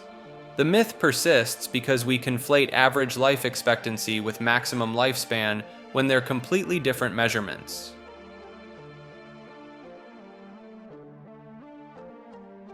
Most Asian people actually don't descend from Genghis Khan, turns one of history's most persistent genetic myths on its head.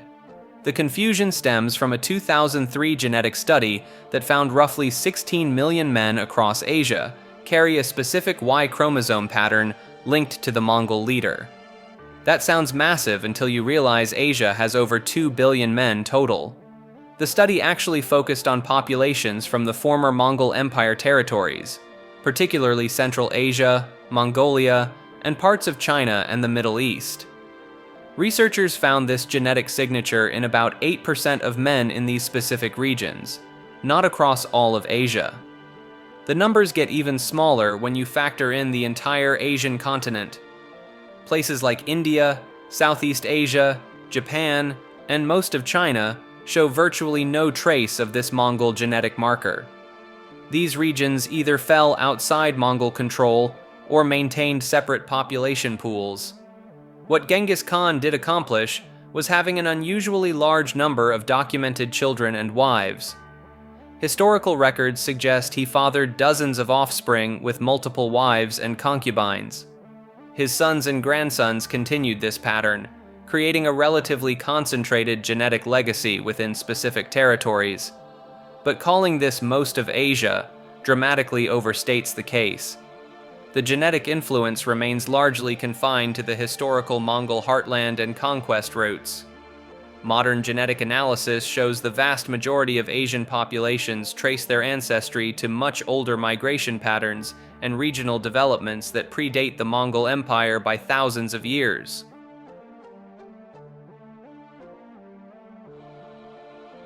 Hitler actually had 2 testicles challenges one of World War II's most persistent myths. The idea that the Nazi leader had only 1 testicle became widespread Allied propaganda, immortalized in the British marching song that claimed he had only got 1 ball. This wasn't based on medical evidence, but rather served as psychological warfare designed to emasculate and mock the enemy leader.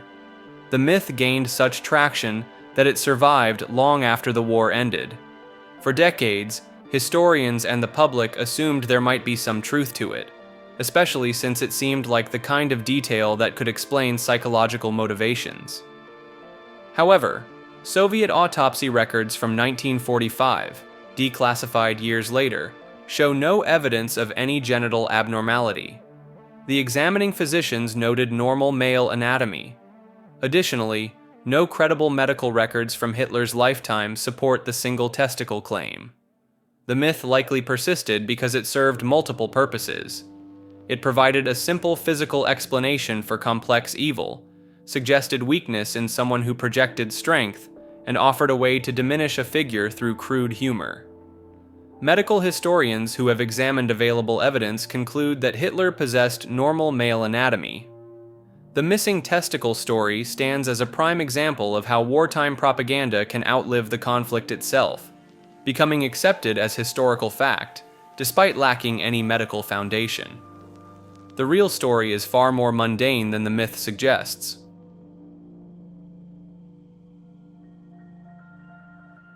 The Battle of Tours/Poitiers wasn't the first victory of Western Christians against the Arabs. Challenges one of medieval history's most persistent myths. The 732nd battle where Charles Martel defeated Abd al-Rahman's forces has been credited by historians like Edward Gibbon as the crucial moment that curtailed Islam's spread into Western Europe. Victorian writer John Henry Heron called it one of the decisive battles of the world that decided that Christians and not Muslims should be the ruling power in Europe. But this narrative conveniently ignores earlier Christian victories. The Byzantines had already defeated major Arab invasions at Constantinople not once, but twice. First in 674 to 678, then again in 717 to 718. The 717 siege was particularly massive, with Arab forces numbering around 120,000 men and 1,800 ships according to sources. Emperor Leo III's victory preserved the Byzantine Empire as a bulwark against Islamic expansion into Europe until the 15th century. Recent scholars suggest Tours was poorly recorded in contemporary sources and may have been a mere raid rather than a serious conquest attempt. Even Britannica notes that Abd al-Rahman's invasion more closely resembled a large-scale razzia, raid, than a true attempt to conquer and hold territory. The emphasis on Tours' significance may have been the result of Frankish propaganda, as Charles Martel would have been desperate to present himself as the savior of Christianity. The real story is that Christian forces had been successfully repelling Muslim advances for decades before Charles ever earned his nickname, the Hammer.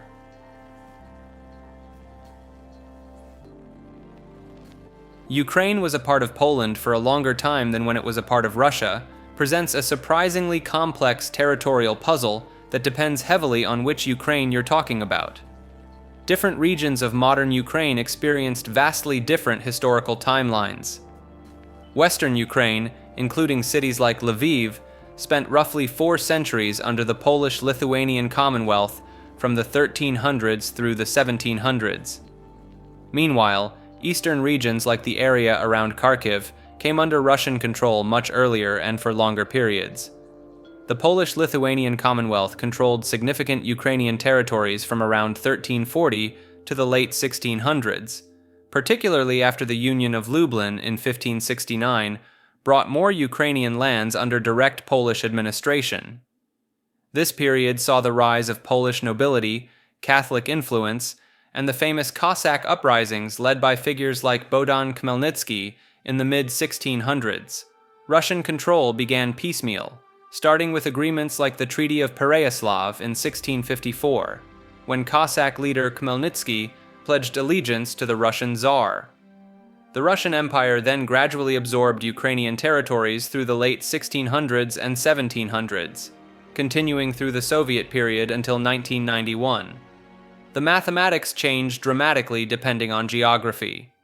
Some western regions spent about 400 years under Polish rule versus 250 years under Russian and Soviet control. Eastern regions experience the reverse pattern. This myth oversimplifies centuries of shifting borders, overlapping claims, and the reality that historical Ukraine wasn't a single unified territory with consistent boundaries.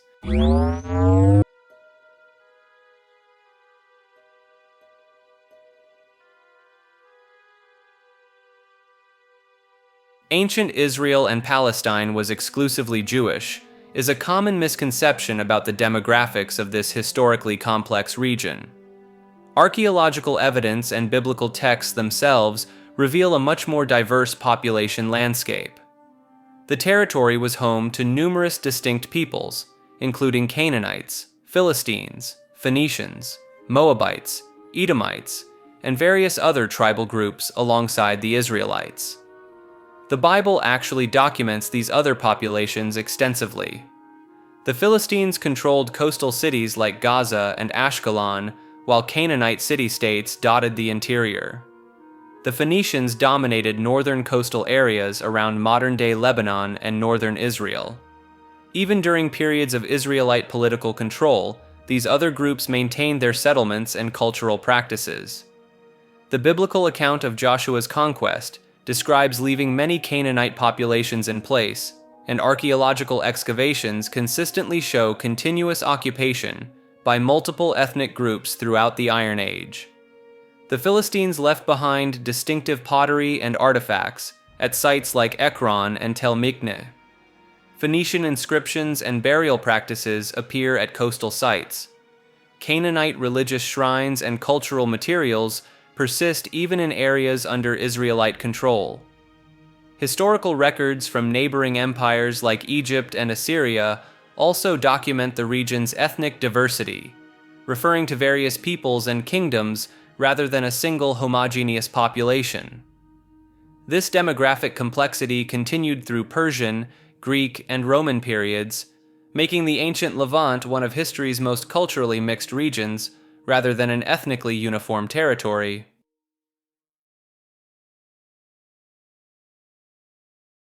The British Air Force wasn't on the brink of collapse at the end of the Battle of Britain, challenges one of World War II's most dramatic narratives. The popular story suggests the Royal Air Force was down to its last few pilots and planes by September 1940, barely hanging on against the German onslaught. But the numbers tell a different story. Fighter production actually increased during the battle, with Britain building over 1,900 fighters between July and October 1940, compared to Germany's 775th. The RAF maintained a steady reserve of around 1,400 pilots throughout the conflict, rotating squadrons in and out of combat zones. What really saved Britain wasn't a last-minute miracle, but superior logistics and strategy. Lord Beaverbrook's Ministry of Aircraft Production had ramped up fighter manufacturing before the battle even began. The RAF also benefited from fighting over home territory, allowing downed British pilots to return to service while German airmen became prisoners. The Germans actually suffered heavier losses, losing 1,733 aircraft to Britain's 915. When Hitler switched from targeting airfields to bombing London in early September, it relieved pressure on RAF infrastructure just as the service was adapting its tactics.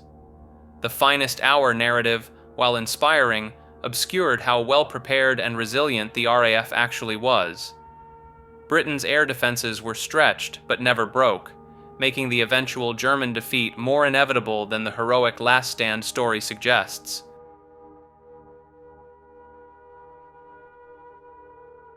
Serbia didn't provoke Austria in 1914 challenges the common belief that Serbian aggression sparked World War I. The assassination of Archduke Franz Ferdinand by Gavrilo Princip is often presented as Serbia directly attacking Austria-Hungary. But Princip was a 19-year-old Bosnian Serb acting with a small terrorist group called the Black Hand, not an official Serbian government agent. Austria-Hungary had been planning military action against Serbia for months before the assassination even happened. Emperor Franz Joseph and his military leaders saw Serbia as a growing threat to their empire's stability and wanted to crush it while they still could. The famous ultimatum Austria delivered to Serbia in July 1914 was deliberately designed to be impossible to accept. It demanded that Austrian officials be allowed to conduct investigations on Serbian soil and participate in Serbian court proceedings, essentially ending Serbian sovereignty. Serbia actually accepted 9 out of 10 demands in the ultimatum, only rejecting the one that would have violated their independence. Austria-Hungary rejected this response and declared war anyway, exactly as they had planned. Germany had already given Austria the infamous blank check, promising full support for whatever action they chose to take against Serbia. This diplomatic backing meant Austria felt free to escalate the situation into a full war. The narrative of Serbian provocation conveniently ignores that Austria-Hungary was the major imperial power looking to eliminate a smaller neighbor that had been gaining independence and strength.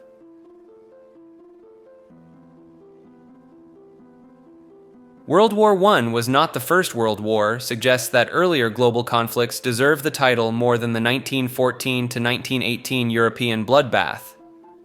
The 7 Years' War from 1756 to 1763 involved fighting across Europe, North America, the Caribbean, India, and the Philippines.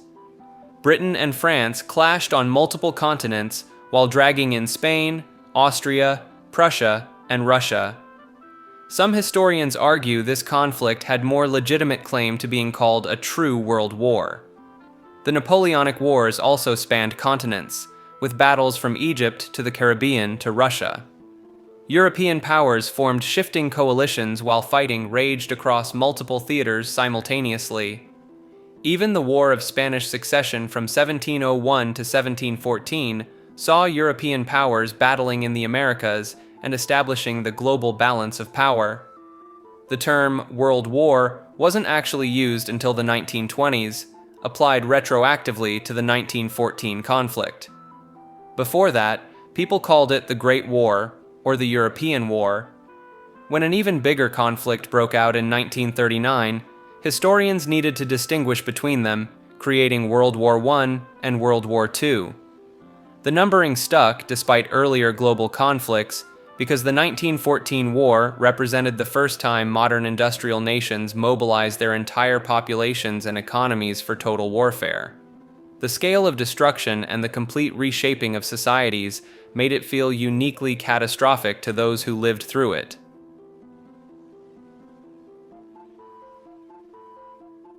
Switzerland wasn't chilling during World War II reveals how the Alpine nation's supposed neutrality was far more complicated than the peaceful image suggests. While Switzerland managed to avoid direct invasion, calling their wartime stance neutral stretches the definition considerably.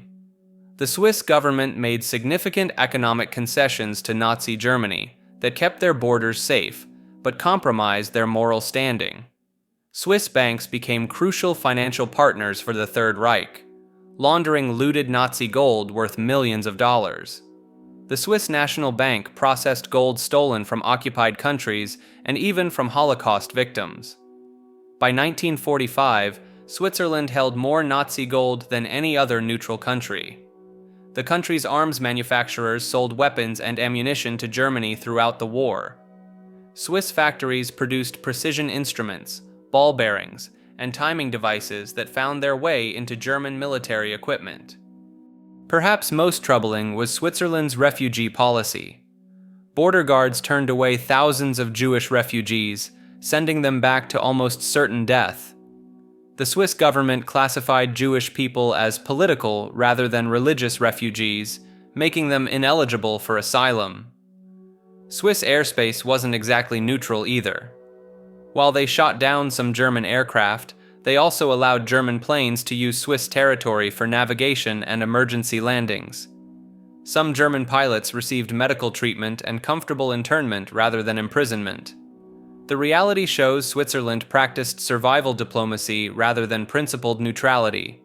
They traded moral compromises for physical safety, making their wartime experience far more complex than simply staying out of the conflict.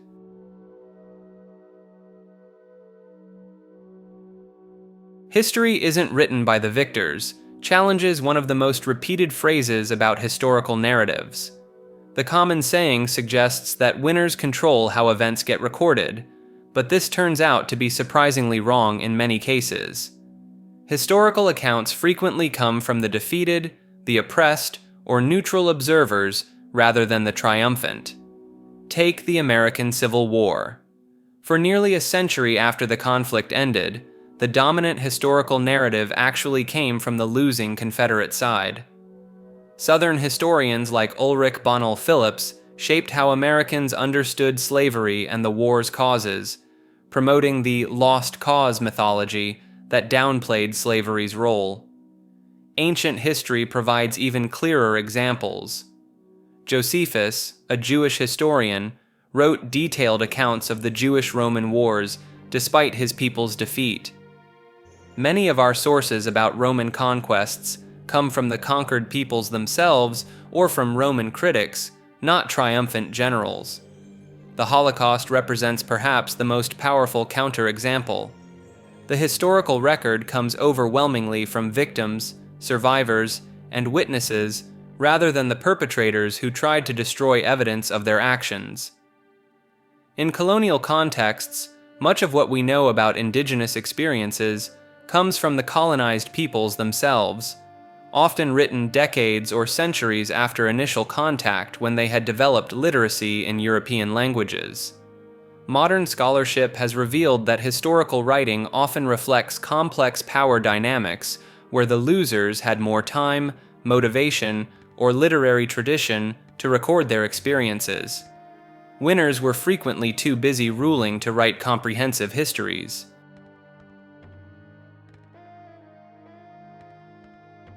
Liechtenstein isn't the last remnant of the Holy Roman Empire, tackles a persistent misconception about this tiny Alpine nation. While Liechtenstein was indeed part of the Holy Roman Empire until its dissolution in 1806, calling it the empire's last remnant is historically inaccurate. The Holy Roman Empire officially ended when Emperor Francis II dissolved it under pressure from Napoleon. This wasn't a gradual collapse leaving scattered pieces, but a formal abdication that legally terminated the entire structure. Liechtenstein gained its independence not as a surviving fragment of the old empire, but as a sovereign state recognized by the Congress of Vienna in 1815. The principality's survival had more to do with its strategic irrelevance and the personal relationships of the ruling Liechtenstein family than any special imperial status. Several other former Holy Roman Empire territories could claim similar remnant status with equal validity. San Marino, Monaco, and various German states all trace their origins to the medieval empire. Austria itself, ruled by the former Holy Roman emperors, would have a stronger claim to being a successor state. The myth likely persists because Liechtenstein retained many medieval characteristics that seem anachronistic today. Its small size, princely government, and location between Austria and Switzerland give it an almost fairy tale quality that makes the last remnant narrative appealing. In reality, Liechtenstein is simply one of many European microstates that successfully navigated the political upheavals of the 19th and 20th centuries.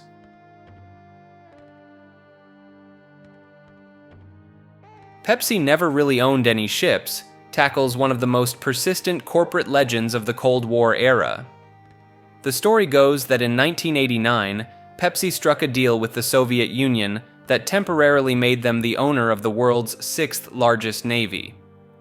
The trade involved exchanging Pepsi syrup and products for a fleet of Soviet military vessels, including submarines and destroyers, because the Soviet ruble couldn't be converted to hard currency. Here's what actually happened. Pepsi did receive 17 submarines, a cruiser, a frigate, and a destroyer from the Soviet Union as part of a $3 billion deal. But calling this a navy is like calling a junkyard a car dealership. Every single vessel Pepsi received was completely decommissioned and stripped of all military equipment. The company immediately sold the entire fleet to a Norwegian scrap metal company for dismantling. Pepsi never operated, maintained, or even possessed these ships in any functional capacity. The submarines couldn't dive, the destroyer couldn't destroy anything, and the whole fleet was basically expensive scrap metal from day one. Pepsi's executives joked about having a navy, but they were in the soda business, not the maritime warfare business. The myth persists because it sounds incredible enough to be true and captures the absurdity of Cold War economics. But Pepsi's naval fleet existed only on paper and sailed directly to the scrapyard.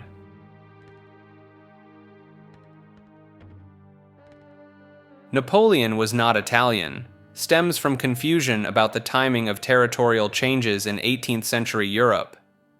Napoleon Bonaparte was born in Corsica in 1769, just 1 year after France purchased the island from the Republic of Genoa in 1768. This timing made Napoleon a French citizen from birth, despite his family's Italian ancestry and Corsica's geographic proximity to Italy. The Bonaparte family had indeed moved to Corsica from mainland Italy generations earlier, and Napoleon's father Carlo Buonaparte initially supported Corsican independence under Pasquale Paoli. However, after France's acquisition of the island, Carlo switched allegiance and became a French royal prosecutor. Napoleon spoke French with a noticeable Corsican accent throughout his life, which some contemporaries mocked as sounding Italian. His original surname, Bonaparte, was later Frenchified to Bonaparte during his rise to power. The confusion persists because Corsica sits just 7 miles from the Italian island of Sardinia and shares cultural similarities with nearby Italian regions. Additionally, Napoleon's Mediterranean appearance and his family's Italian roots contribute to the misconception. French records from Ajaccio clearly document his birth as a French subject. By the time Napoleon attended military school on the French mainland, he was already fluent in French and considered himself French, though he retained pride in his Corsican heritage. The myth likely gained traction, because calling Napoleon Italian diminishes French claims to one of history's most famous military leaders.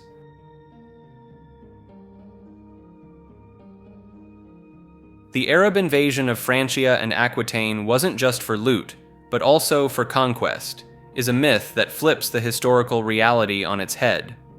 The common narrative suggests these 8th century campaigns were purely opportunistic raids for treasure and slaves. The truth is far more strategic. Abd al-Rahman al-Ghafiqi and his Umayyad forces weren't just conducting hit-and-run operations across the Pyrenees.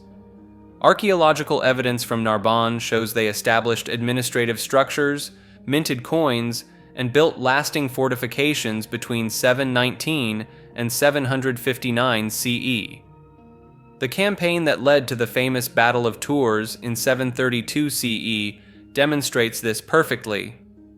Rather than a quick strike for plunder, al-Ghafiqi's army moved methodically through Aquitaine, establishing garrison points and collecting tribute from local populations. They set up a functioning tax system in conquered territories, appointed governors to oversee regions, and even began integrating local Christian administrators into their bureaucracy. Contemporary Frankish chronicles, despite their obvious bias, repeatedly mention Umayyad attempts to establish permanent settlements north of the Pyrenees. The 30-year occupation of Septimania wasn't some extended camping trip. Even after Charles Martel's victory at Tours, Arab forces continued attempting to establish footholds in southern France for another generation. The pattern matches Umayyad expansion elsewhere perfectly. Initial military conquest followed by systematic integration into their existing empire, not the smash-and-grab operations often portrayed in popular history.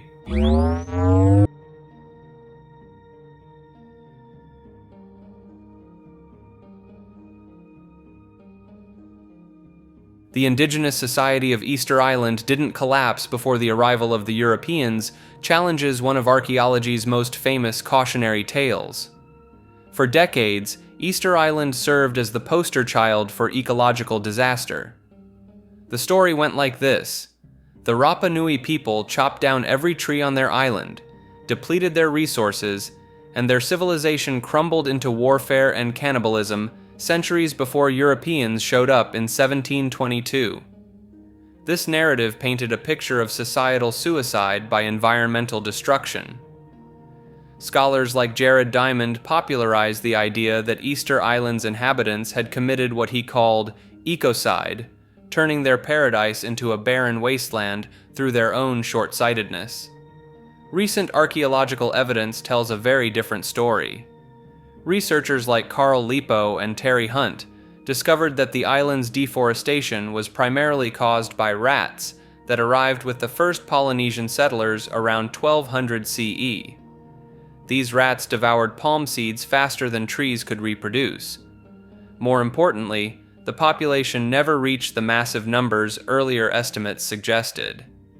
Instead of 15,000 people stripping the island bare, the actual population likely peaked at around 3,000 to 4,000 people who had adapted quite well to their environment.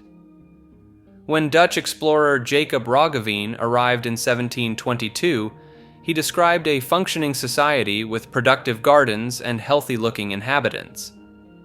The real collapse came after European contact brought diseases, slave raids, and cultural disruption. By 1877, only 111 Rapa Nui people remained on the island. The supposed pre-contact collapse turns out to be a projection of what actually happened after Europeans arrived, not before.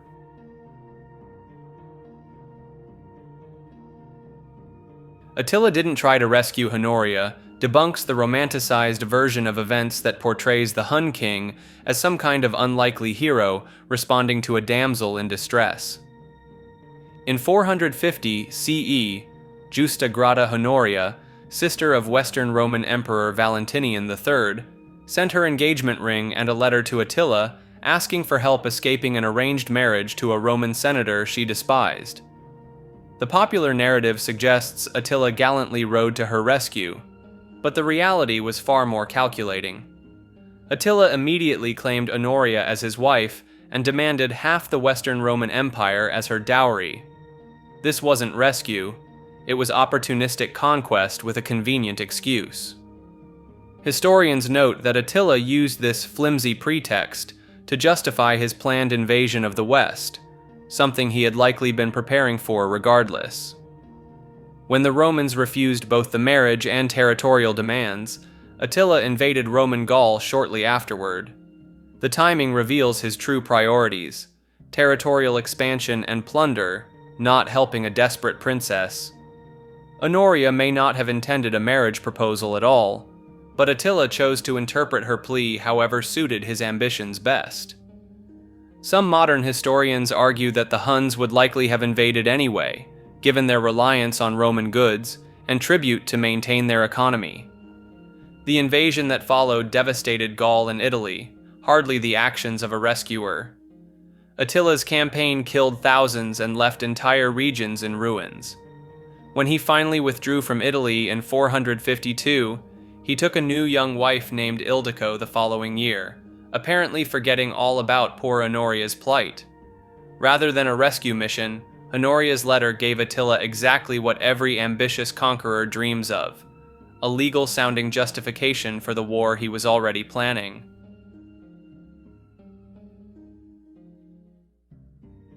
The 81st soldier of the Army of Liechtenstein in 1866 wasn't a friend they made along the way, but an Austrian lieutenant, is one of history's most charming misconceptions. In 1866, the tiny Principality of Liechtenstein sent exactly 80 men to fight alongside Austria in the Austro-Prussian War. When the conflict ended, all 80 soldiers returned home safely, but somehow they came back as 81. The popular story that spread over the decades claimed the extra man was simply a friend the Liechtenstein soldiers befriended during their march. This heartwarming tale of wartime camaraderie became so beloved that it's still repeated in history books and tourist guides today. The reality is far more bureaucratic. The 81st man was Austrian Lieutenant Joseph Radinger, who had been assigned as a liaison officer to coordinate between the Austrian and Liechtenstein forces. When the war ended, he simply marched back with the Liechtenstein contingent, because that's where his orders placed him. Radinger wasn't some random person they picked up along the way. He was an official military officer doing his job. But somehow, over 150 years, this mundane administrative detail transformed into a tale about the power of friendship on the battlefield. The myth persists because it perfectly captures how people want to remember small nations in wartime, not as political pawns, but as places where human connection trumps military protocol.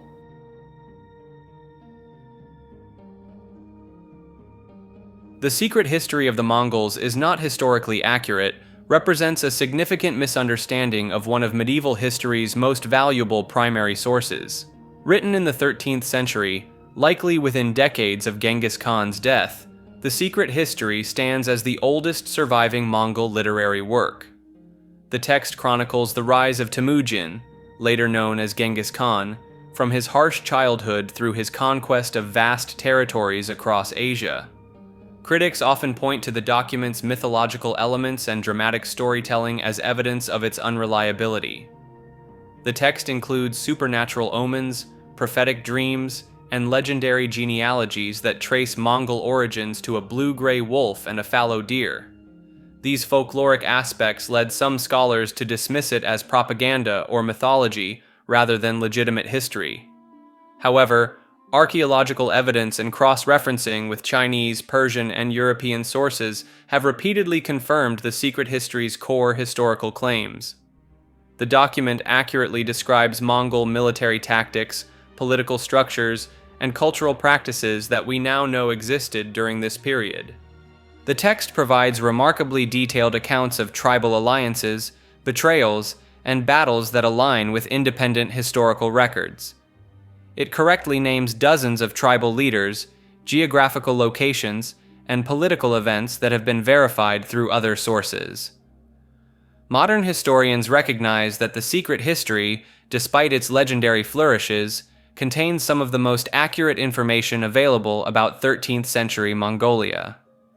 The mythological elements actually serve as valuable insights into Mongol cultural beliefs and political legitimacy rather than disqualifying the entire work. The document's insider perspective and contemporary writing make it an irreplaceable window into the Mongol world during its most transformative period.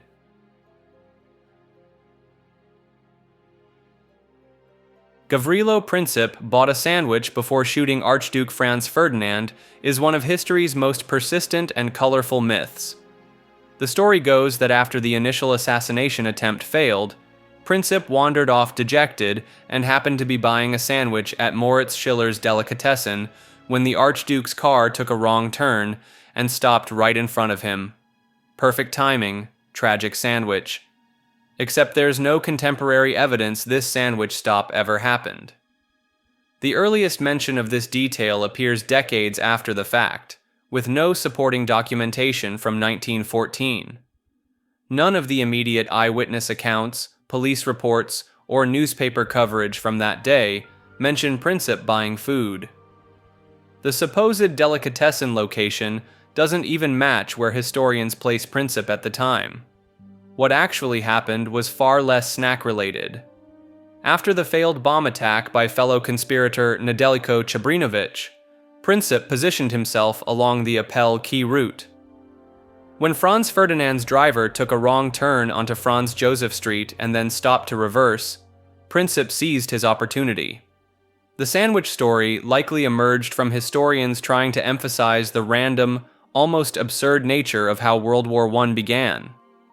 A young man buying lunch accidentally triggering a global catastrophe makes for better storytelling than a determined assassin waiting in position. But history doesn't need embellishment when the actual events were already strange enough to reshape the entire world.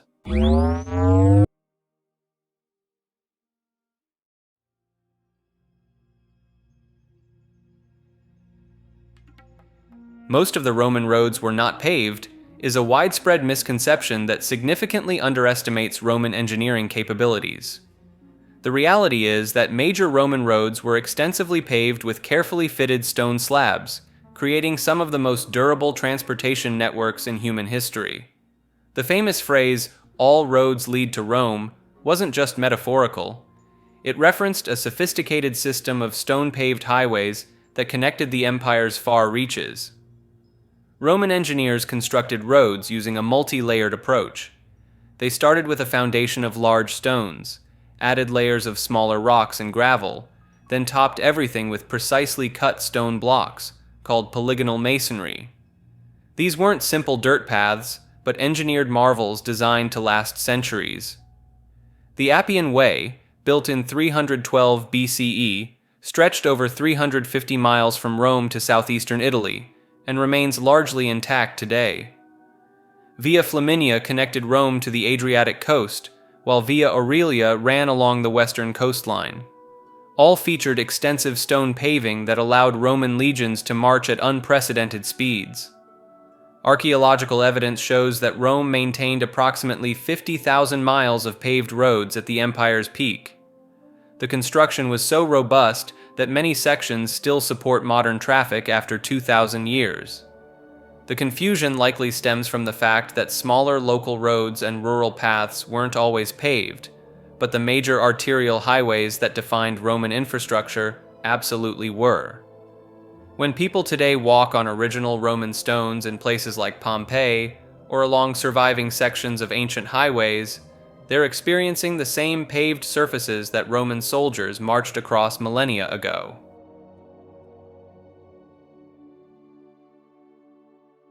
Incestuous marriages didn't systematically result in genetic diseases reveals a significant gap between popular perception and genetic reality.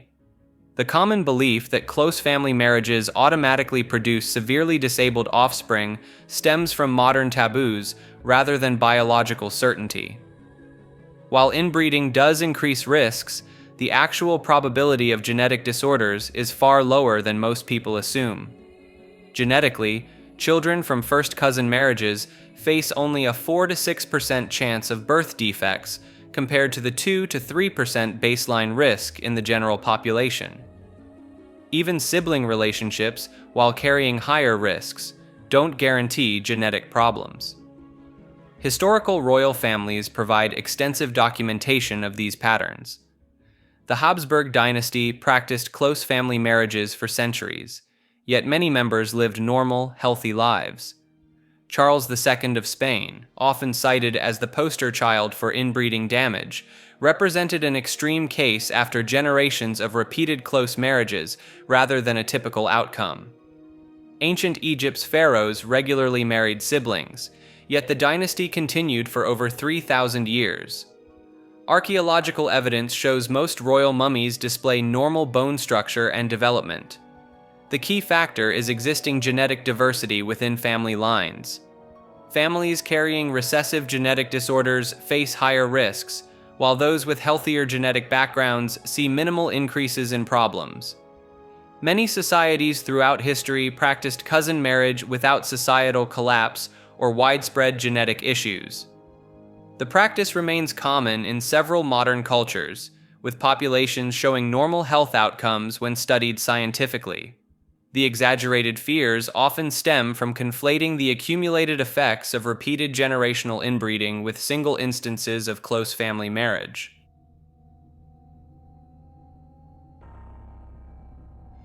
The Roman salute doesn't come from ancient Rome, is one of history's most persistent visual myths. The iconic straight-armed salute that many associate with ancient Romans never actually existed in Roman culture. Despite appearing in countless movies and being referenced in modern political movements, there's zero archaeological or historical evidence that Romans ever used this gesture.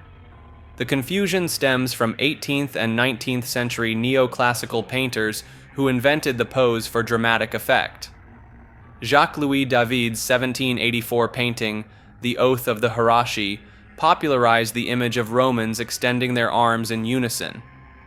Other artists like Jean-Léon Gérôme continued this artistic tradition, creating powerful visual scenes that had nothing to do with historical accuracy. Real Roman greetings were quite different. They typically involved handshakes, called dextrarum iunctio, or placing the right hand over the heart. Roman soldiers saluted by raising their hand to chest level, not extending their arm outward. The modern association became cemented when 20th century political movements adopted the gesture, claiming it represented ancient Roman authority and discipline. This gave the fictional salute an air of historical legitimacy that it never deserved. The irony is that Romans, who were meticulous record keepers and prolific artists, left behind thousands of sculptures, mosaics, and written accounts of their customs. Not a single authentic source depicts this supposed Roman salute.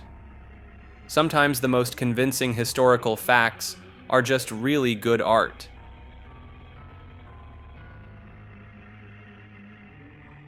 Mongols were simple tribal raiders represents one of history's most persistent oversimplifications. The popular image shows horse-riding barbarians sweeping across the steppes with nothing but brute force and bloodlust. This couldn't be further from reality. The Mongol Empire operated as a sophisticated aristocratic state with complex administrative systems. Genghis Khan established the Yasa, a comprehensive legal code that governed everything from military organization to trade regulations. The empire maintained a postal system called the Yam that stretched across continents, complete with relay stations and diplomatic immunity. After conquest, Mongol rulers didn't just pillage and leave. They established legitimate dynasties that lasted centuries. The Yuan dynasty ruled China for nearly 100 years. The Ilkhanate governed Persia and maintained diplomatic relations with European powers. The Golden Horde controlled Russian principalities through sophisticated tributary systems. These weren't temporary military occupations, but functioning governments with bureaucracies, tax systems, and cultural patronage. Mongol courts employed scholars, artists, and administrators from conquered territories. They promoted religious tolerance and facilitated trade along the Silk Road. The aristocratic structure included distinct social classes, from the imperial family down through tribal nobles and common herders.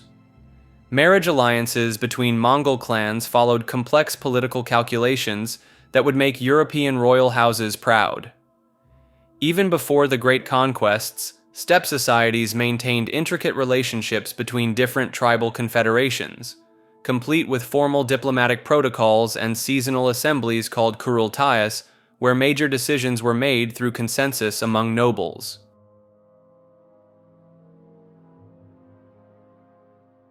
Chinese troop numbers and casualties are often exaggerated in pre-modern records, reveals one of history's most persistent cases of numerical inflation. Ancient Chinese chronicles routinely describe armies numbering in the hundreds of thousands or even millions of soldiers. The Battle of Changping in 260 BCE allegedly saw 450,000 Zhao soldiers buried alive by Qin forces. The Three Kingdoms period mentions armies of 800,000 troops marching across the countryside. These numbers simply don't add up when examined against logistical realities. Feeding, equipping, and moving such massive forces would have been nearly impossible with ancient transportation and supply systems. A 1,000,000-man army would stretch for dozens of kilometers on the march and require a supply train larger than most entire kingdoms could provide. Chinese historians had strong incentives to inflate these figures. Larger numbers made victories seem more glorious and defeats more tragic. Emperors wanted their military achievements to sound impressive, while chroniclers writing centuries later had little way to verify the actual figures. Modern scholars estimate that most ancient Chinese armies probably numbered between 10,000 to 50,000 troops at most. Even supposedly massive battles likely involved far fewer participants than claimed. Archaeological evidence supports these reduced estimates. Weapon caches, battlefield remains, and logistical infrastructure all point to much smaller force sizes than the traditional accounts suggest. This pattern extends beyond just China, but Chinese records are particularly notorious for their astronomical military numbers that dissolve under closer examination.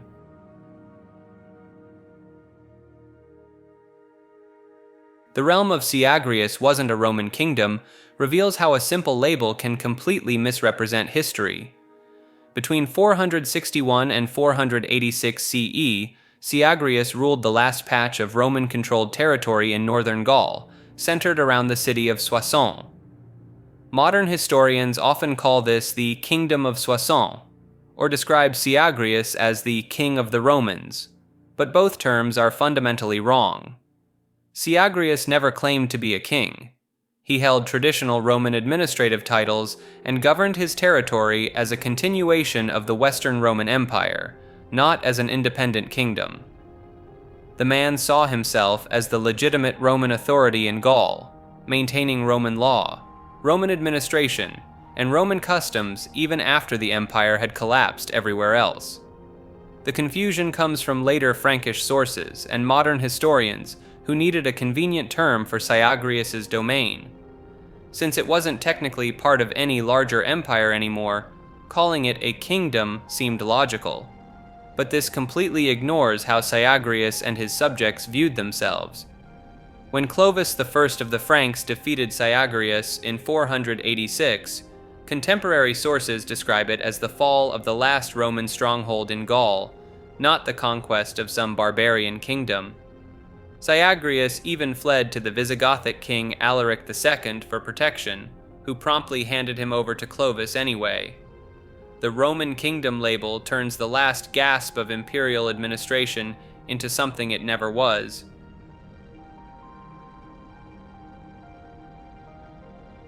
The Median Empire wasn't really an empire challenges one of ancient history's most accepted narratives. For decades, textbooks taught that before Cyrus the Great built his Persian Empire, there was another major power called the Median Empire. This supposedly unified state controlled much of modern-day Iran and parts of Turkey from about 678 to 549 BCE. The problem is that archaeological evidence for this empire is remarkably thin. Unlike other ancient empires that left behind extensive ruins, administrative records, and cultural artifacts, the Medians left almost nothing that clearly indicates a centralized imperial structure. Most of what we know about the Median Empire comes from Herodotus, the Greek historian writing over a century later. He describes elaborate royal courts and systematic conquests, but contemporary sources from the period tell a very different story. Assyrian records from the time mention various Median tribes and chieftains, but never describe them as a unified empire. Instead, they appear to have been a loose collection of tribal groups who occasionally cooperated against common enemies. Some historians now argue that the Median Empire was largely a Persian invention. By claiming to have conquered a great predecessor empire, Cyrus the Great could legitimize his own rule and make Persian dominance seem like a natural progression rather than a sudden tribal takeover. The city of Ecbatana, supposedly the Median capital, shows little archaeological evidence of imperial grandeur during the proposed Median period. Most of the impressive remains date to later Persian or Parthian eras. This doesn't mean the Medes didn't exist. They clearly did as a distinct people and culture. But the idea of them ruling a vast organized empire appears to be more legend than historical fact.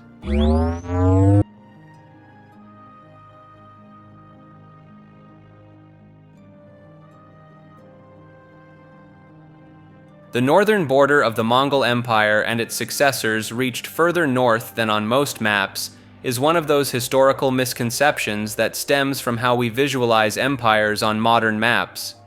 Most textbook maps show the Mongol Empire's northern boundary stopping somewhere around the forest belt of southern Siberia. But primary sources from the 13th century tell a different story. Giovanni da Pian del Carpine, a Franciscan friar who actually visited the Mongol court in 1246, wrote that Mongol forces campaigned northward against peoples called the Parasites and Samoyeds until they reached the Arctic Ocean itself. William of Rubruck, another contemporary European visitor, noted that Mongol imperial domains stretched northward until there were literally no more people to conquer. The evidence goes beyond just these accounts. In 1207, Genghis Khan sent his eldest son Jochi to subdue the Siberian forest people, including the Yenisei Kyrgyz, Buryats, and various other northern tribes. These campaigns established Mongol influence along rivers that flow directly into the Arctic Ocean, like the Yenisei River system. Some modern historians argue that if you follow the logic of Mongol imperial claims and the tribute systems they established, their effective reach may have extended to the Arctic coast across much of Siberia. This would make the empire significantly larger than typically calculated. The problem is that the Mongols didn't establish fixed borders with guard posts and walls like the Romans did. Their empire was more about controlling trade routes, collecting tribute, and maintaining authority over scattered populations. This makes it difficult for modern mapmakers to draw neat boundary lines. The northern extent probably varied between direct military expeditions, areas that paid tribute, and regions that simply acknowledged Mongol supremacy without permanent occupation.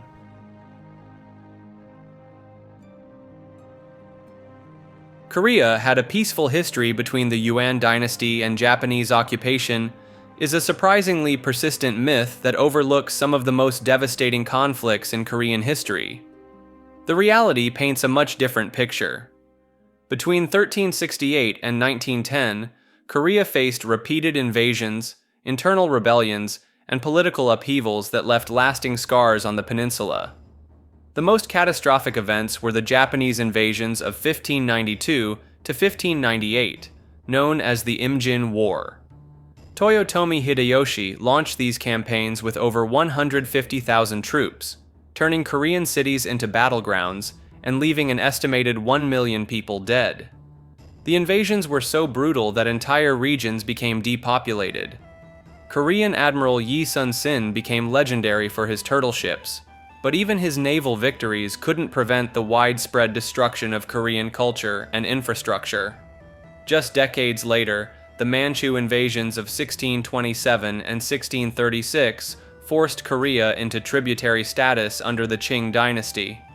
King Injo was literally forced to perform the kowtow ceremony before the Manchu emperor, a humiliation that Korean historians still discuss today. Internal conflicts also plagued the peninsula. The Hongyeong-rae Rebellion of 1811 to 1812 saw government forces battle peasant armies across multiple provinces. Regional uprisings, political purges, and factional fighting within the royal court created constant instability. Even Korea's borders remained contested, with regular skirmishes along the northern frontier and piracy problems along the coasts. The idea of a peaceful, isolated kingdom ignores centuries of very real warfare and political chaos.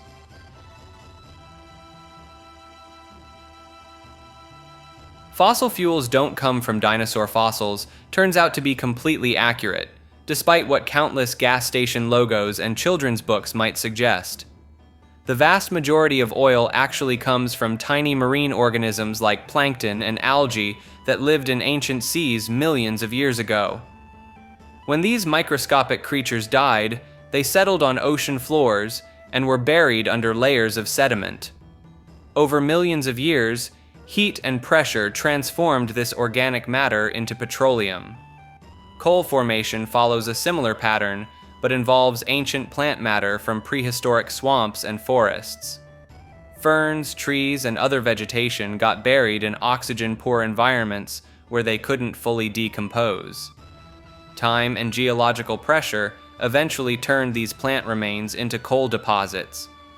Natural gas forms through comparable processes, often alongside oil formation from the same organic materials. The dinosaur connection is particularly weak when you consider the timeline. Most of the world's oil reserves formed during the Mesozoic era, between 250 to 65 million years ago. While dinosaurs did exist during parts of this period, they represent a tiny fraction of the biological material that became fossil fuels. The term fossil fuels itself creates confusion.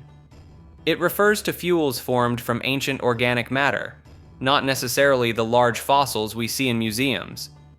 The petroleum industry has never seriously claimed dinosaur origins, but popular culture certainly ran with the idea. Some petroleum geologists estimate that actual dinosaur remains contribute less than 1% to global oil reserves. The real contributors were countless generations of microscopic sea life that most people have never heard of.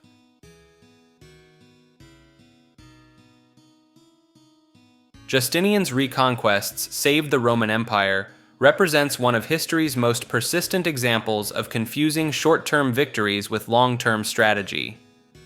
Emperor Justinian I launched his ambitious military campaigns between 533 and 554 CE, aiming to reclaim former Western Roman territories from barbarian kingdoms.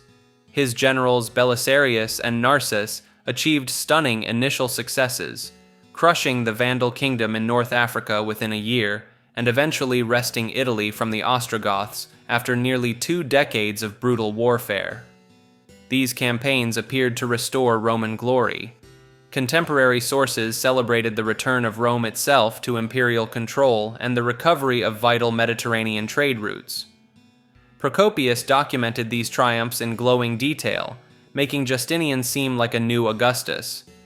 The reality proved far different. The Italian campaign alone consumed 20 years and drained the imperial treasury. Archaeological evidence shows Italian cities like Milan and Naples suffered devastating population collapses during the Gothic Wars, with some settlements abandoned entirely. More critically, the reconquests left the empire fatally overextended. Within 3 years of completing the Italian conquest, the Lombards invaded and seized most of the peninsula. The empire retained only scattered coastal enclaves around Ravenna and Rome. North Africa held out longer but fell to Arab conquest in the 690s. The financial cost proved staggering. Justinian's successors inherited an empty treasury and a military stretched across thousands of kilometers of indefensible frontier. When the plague of Justinian struck simultaneously, killing an estimated 25 million people, the empire lacked resources for effective response. Byzantine territory actually shrank during Justinian's reign, when accounting for losses to Persians and Slavs in the East and Balkans. The reconquests consumed resources that could have fortified core territories against these emerging threats. Rather than saving the empire, Justinian's Western adventures accelerated its transformation from Mediterranean superpower to medieval rump state.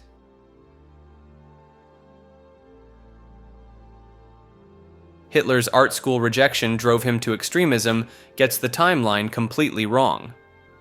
The future dictator was indeed rejected from the Vienna Academy of Fine Arts in 1907, but this single event didn't immediately transform him into the figure history remembers.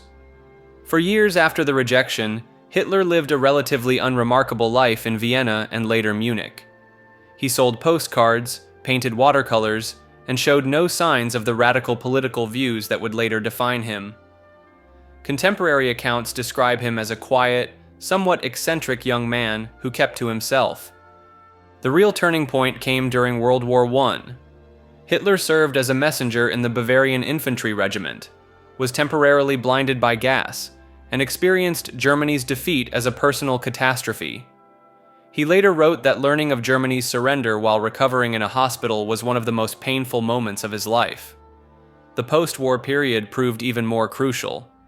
Germany's economic collapse, political chaos, and the widespread belief in the stab-in-the-back myth, the false claim that Germany had been betrayed by internal enemies rather than defeated militarily, created the perfect conditions for radicalization.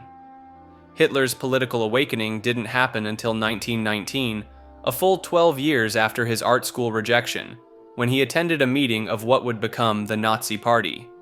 The timeline makes it clear that wartime trauma and post-war instability, not artistic disappointment, shaped his extremist worldview.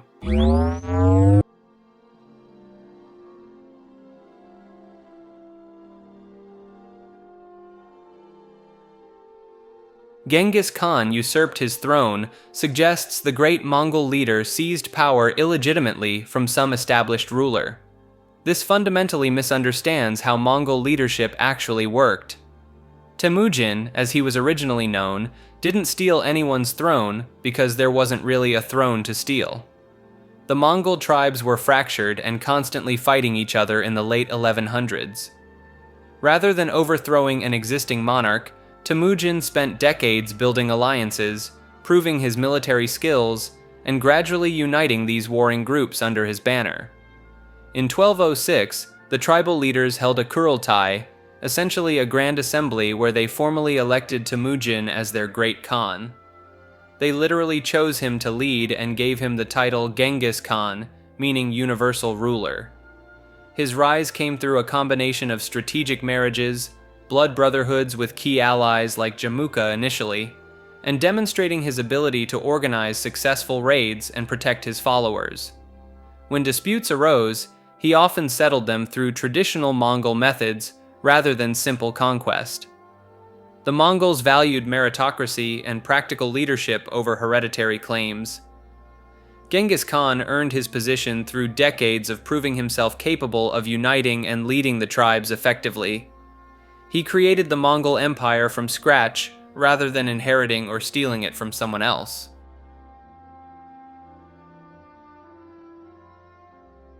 French fries got their name from confused American soldiers is a widespread myth that claims American troops during World War I mistakenly called Belgian fries French fries because they heard French being spoken in Belgium. The timeline completely destroys this story. The term French fries appears in American publications as early as 1903, more than a decade before World War I even began. This puts the naming well before any significant American military presence in Europe. The confusion likely stems from the verb to French, which means to cut food into thin strips. This culinary term existed long before any wartime mix-ups and explains the name far better than confused soldiers. Belgium does deserve credit for perfecting the twice-fried technique that makes fries crispy on the outside and fluffy inside. But Americans were already calling them French fries when most people couldn't even locate Belgium on a map. The myth persists because it sounds plausible and gives Belgium some linguistic revenge against France. Unfortunately for Belgian pride, American English had already settled on the name years before their fries achieved international fame.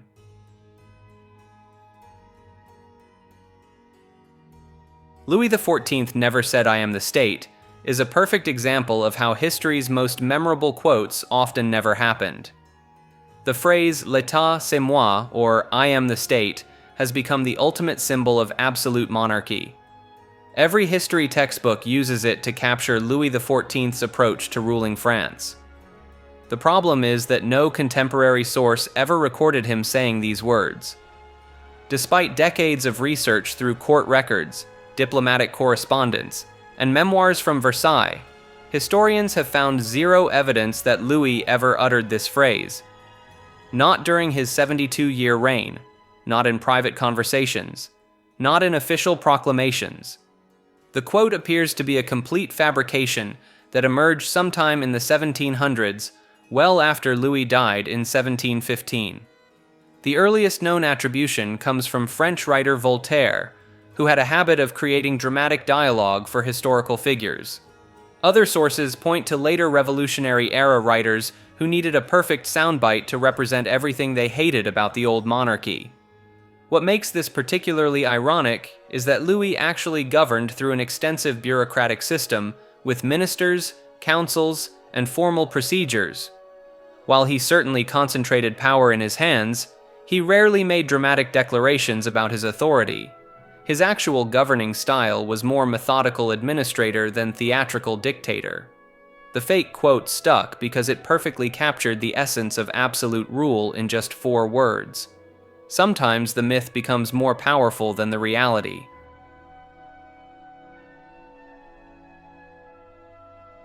Afghanistan is the graveyard of empires, stems from the idea that no foreign power has ever successfully conquered and held Afghan territory for any meaningful length of time. This narrative gained popularity after high-profile military withdrawals, particularly the Soviet exit in 1989 and more recent Western departures. The historical record tells a different story entirely. Alexander the Great conquered the region in 330 BCE and established multiple cities there, including Alexandria, Arachosia. The area remained under Hellenistic control for decades after his death. Persian empires ruled Afghanistan for centuries at various points.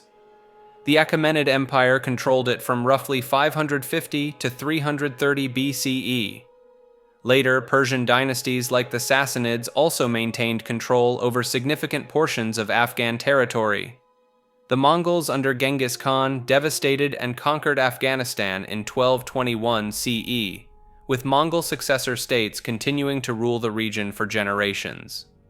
The Mughal Empire, descended from these Mongol conquerors, controlled eastern Afghanistan from the early 1500s through the 1700s.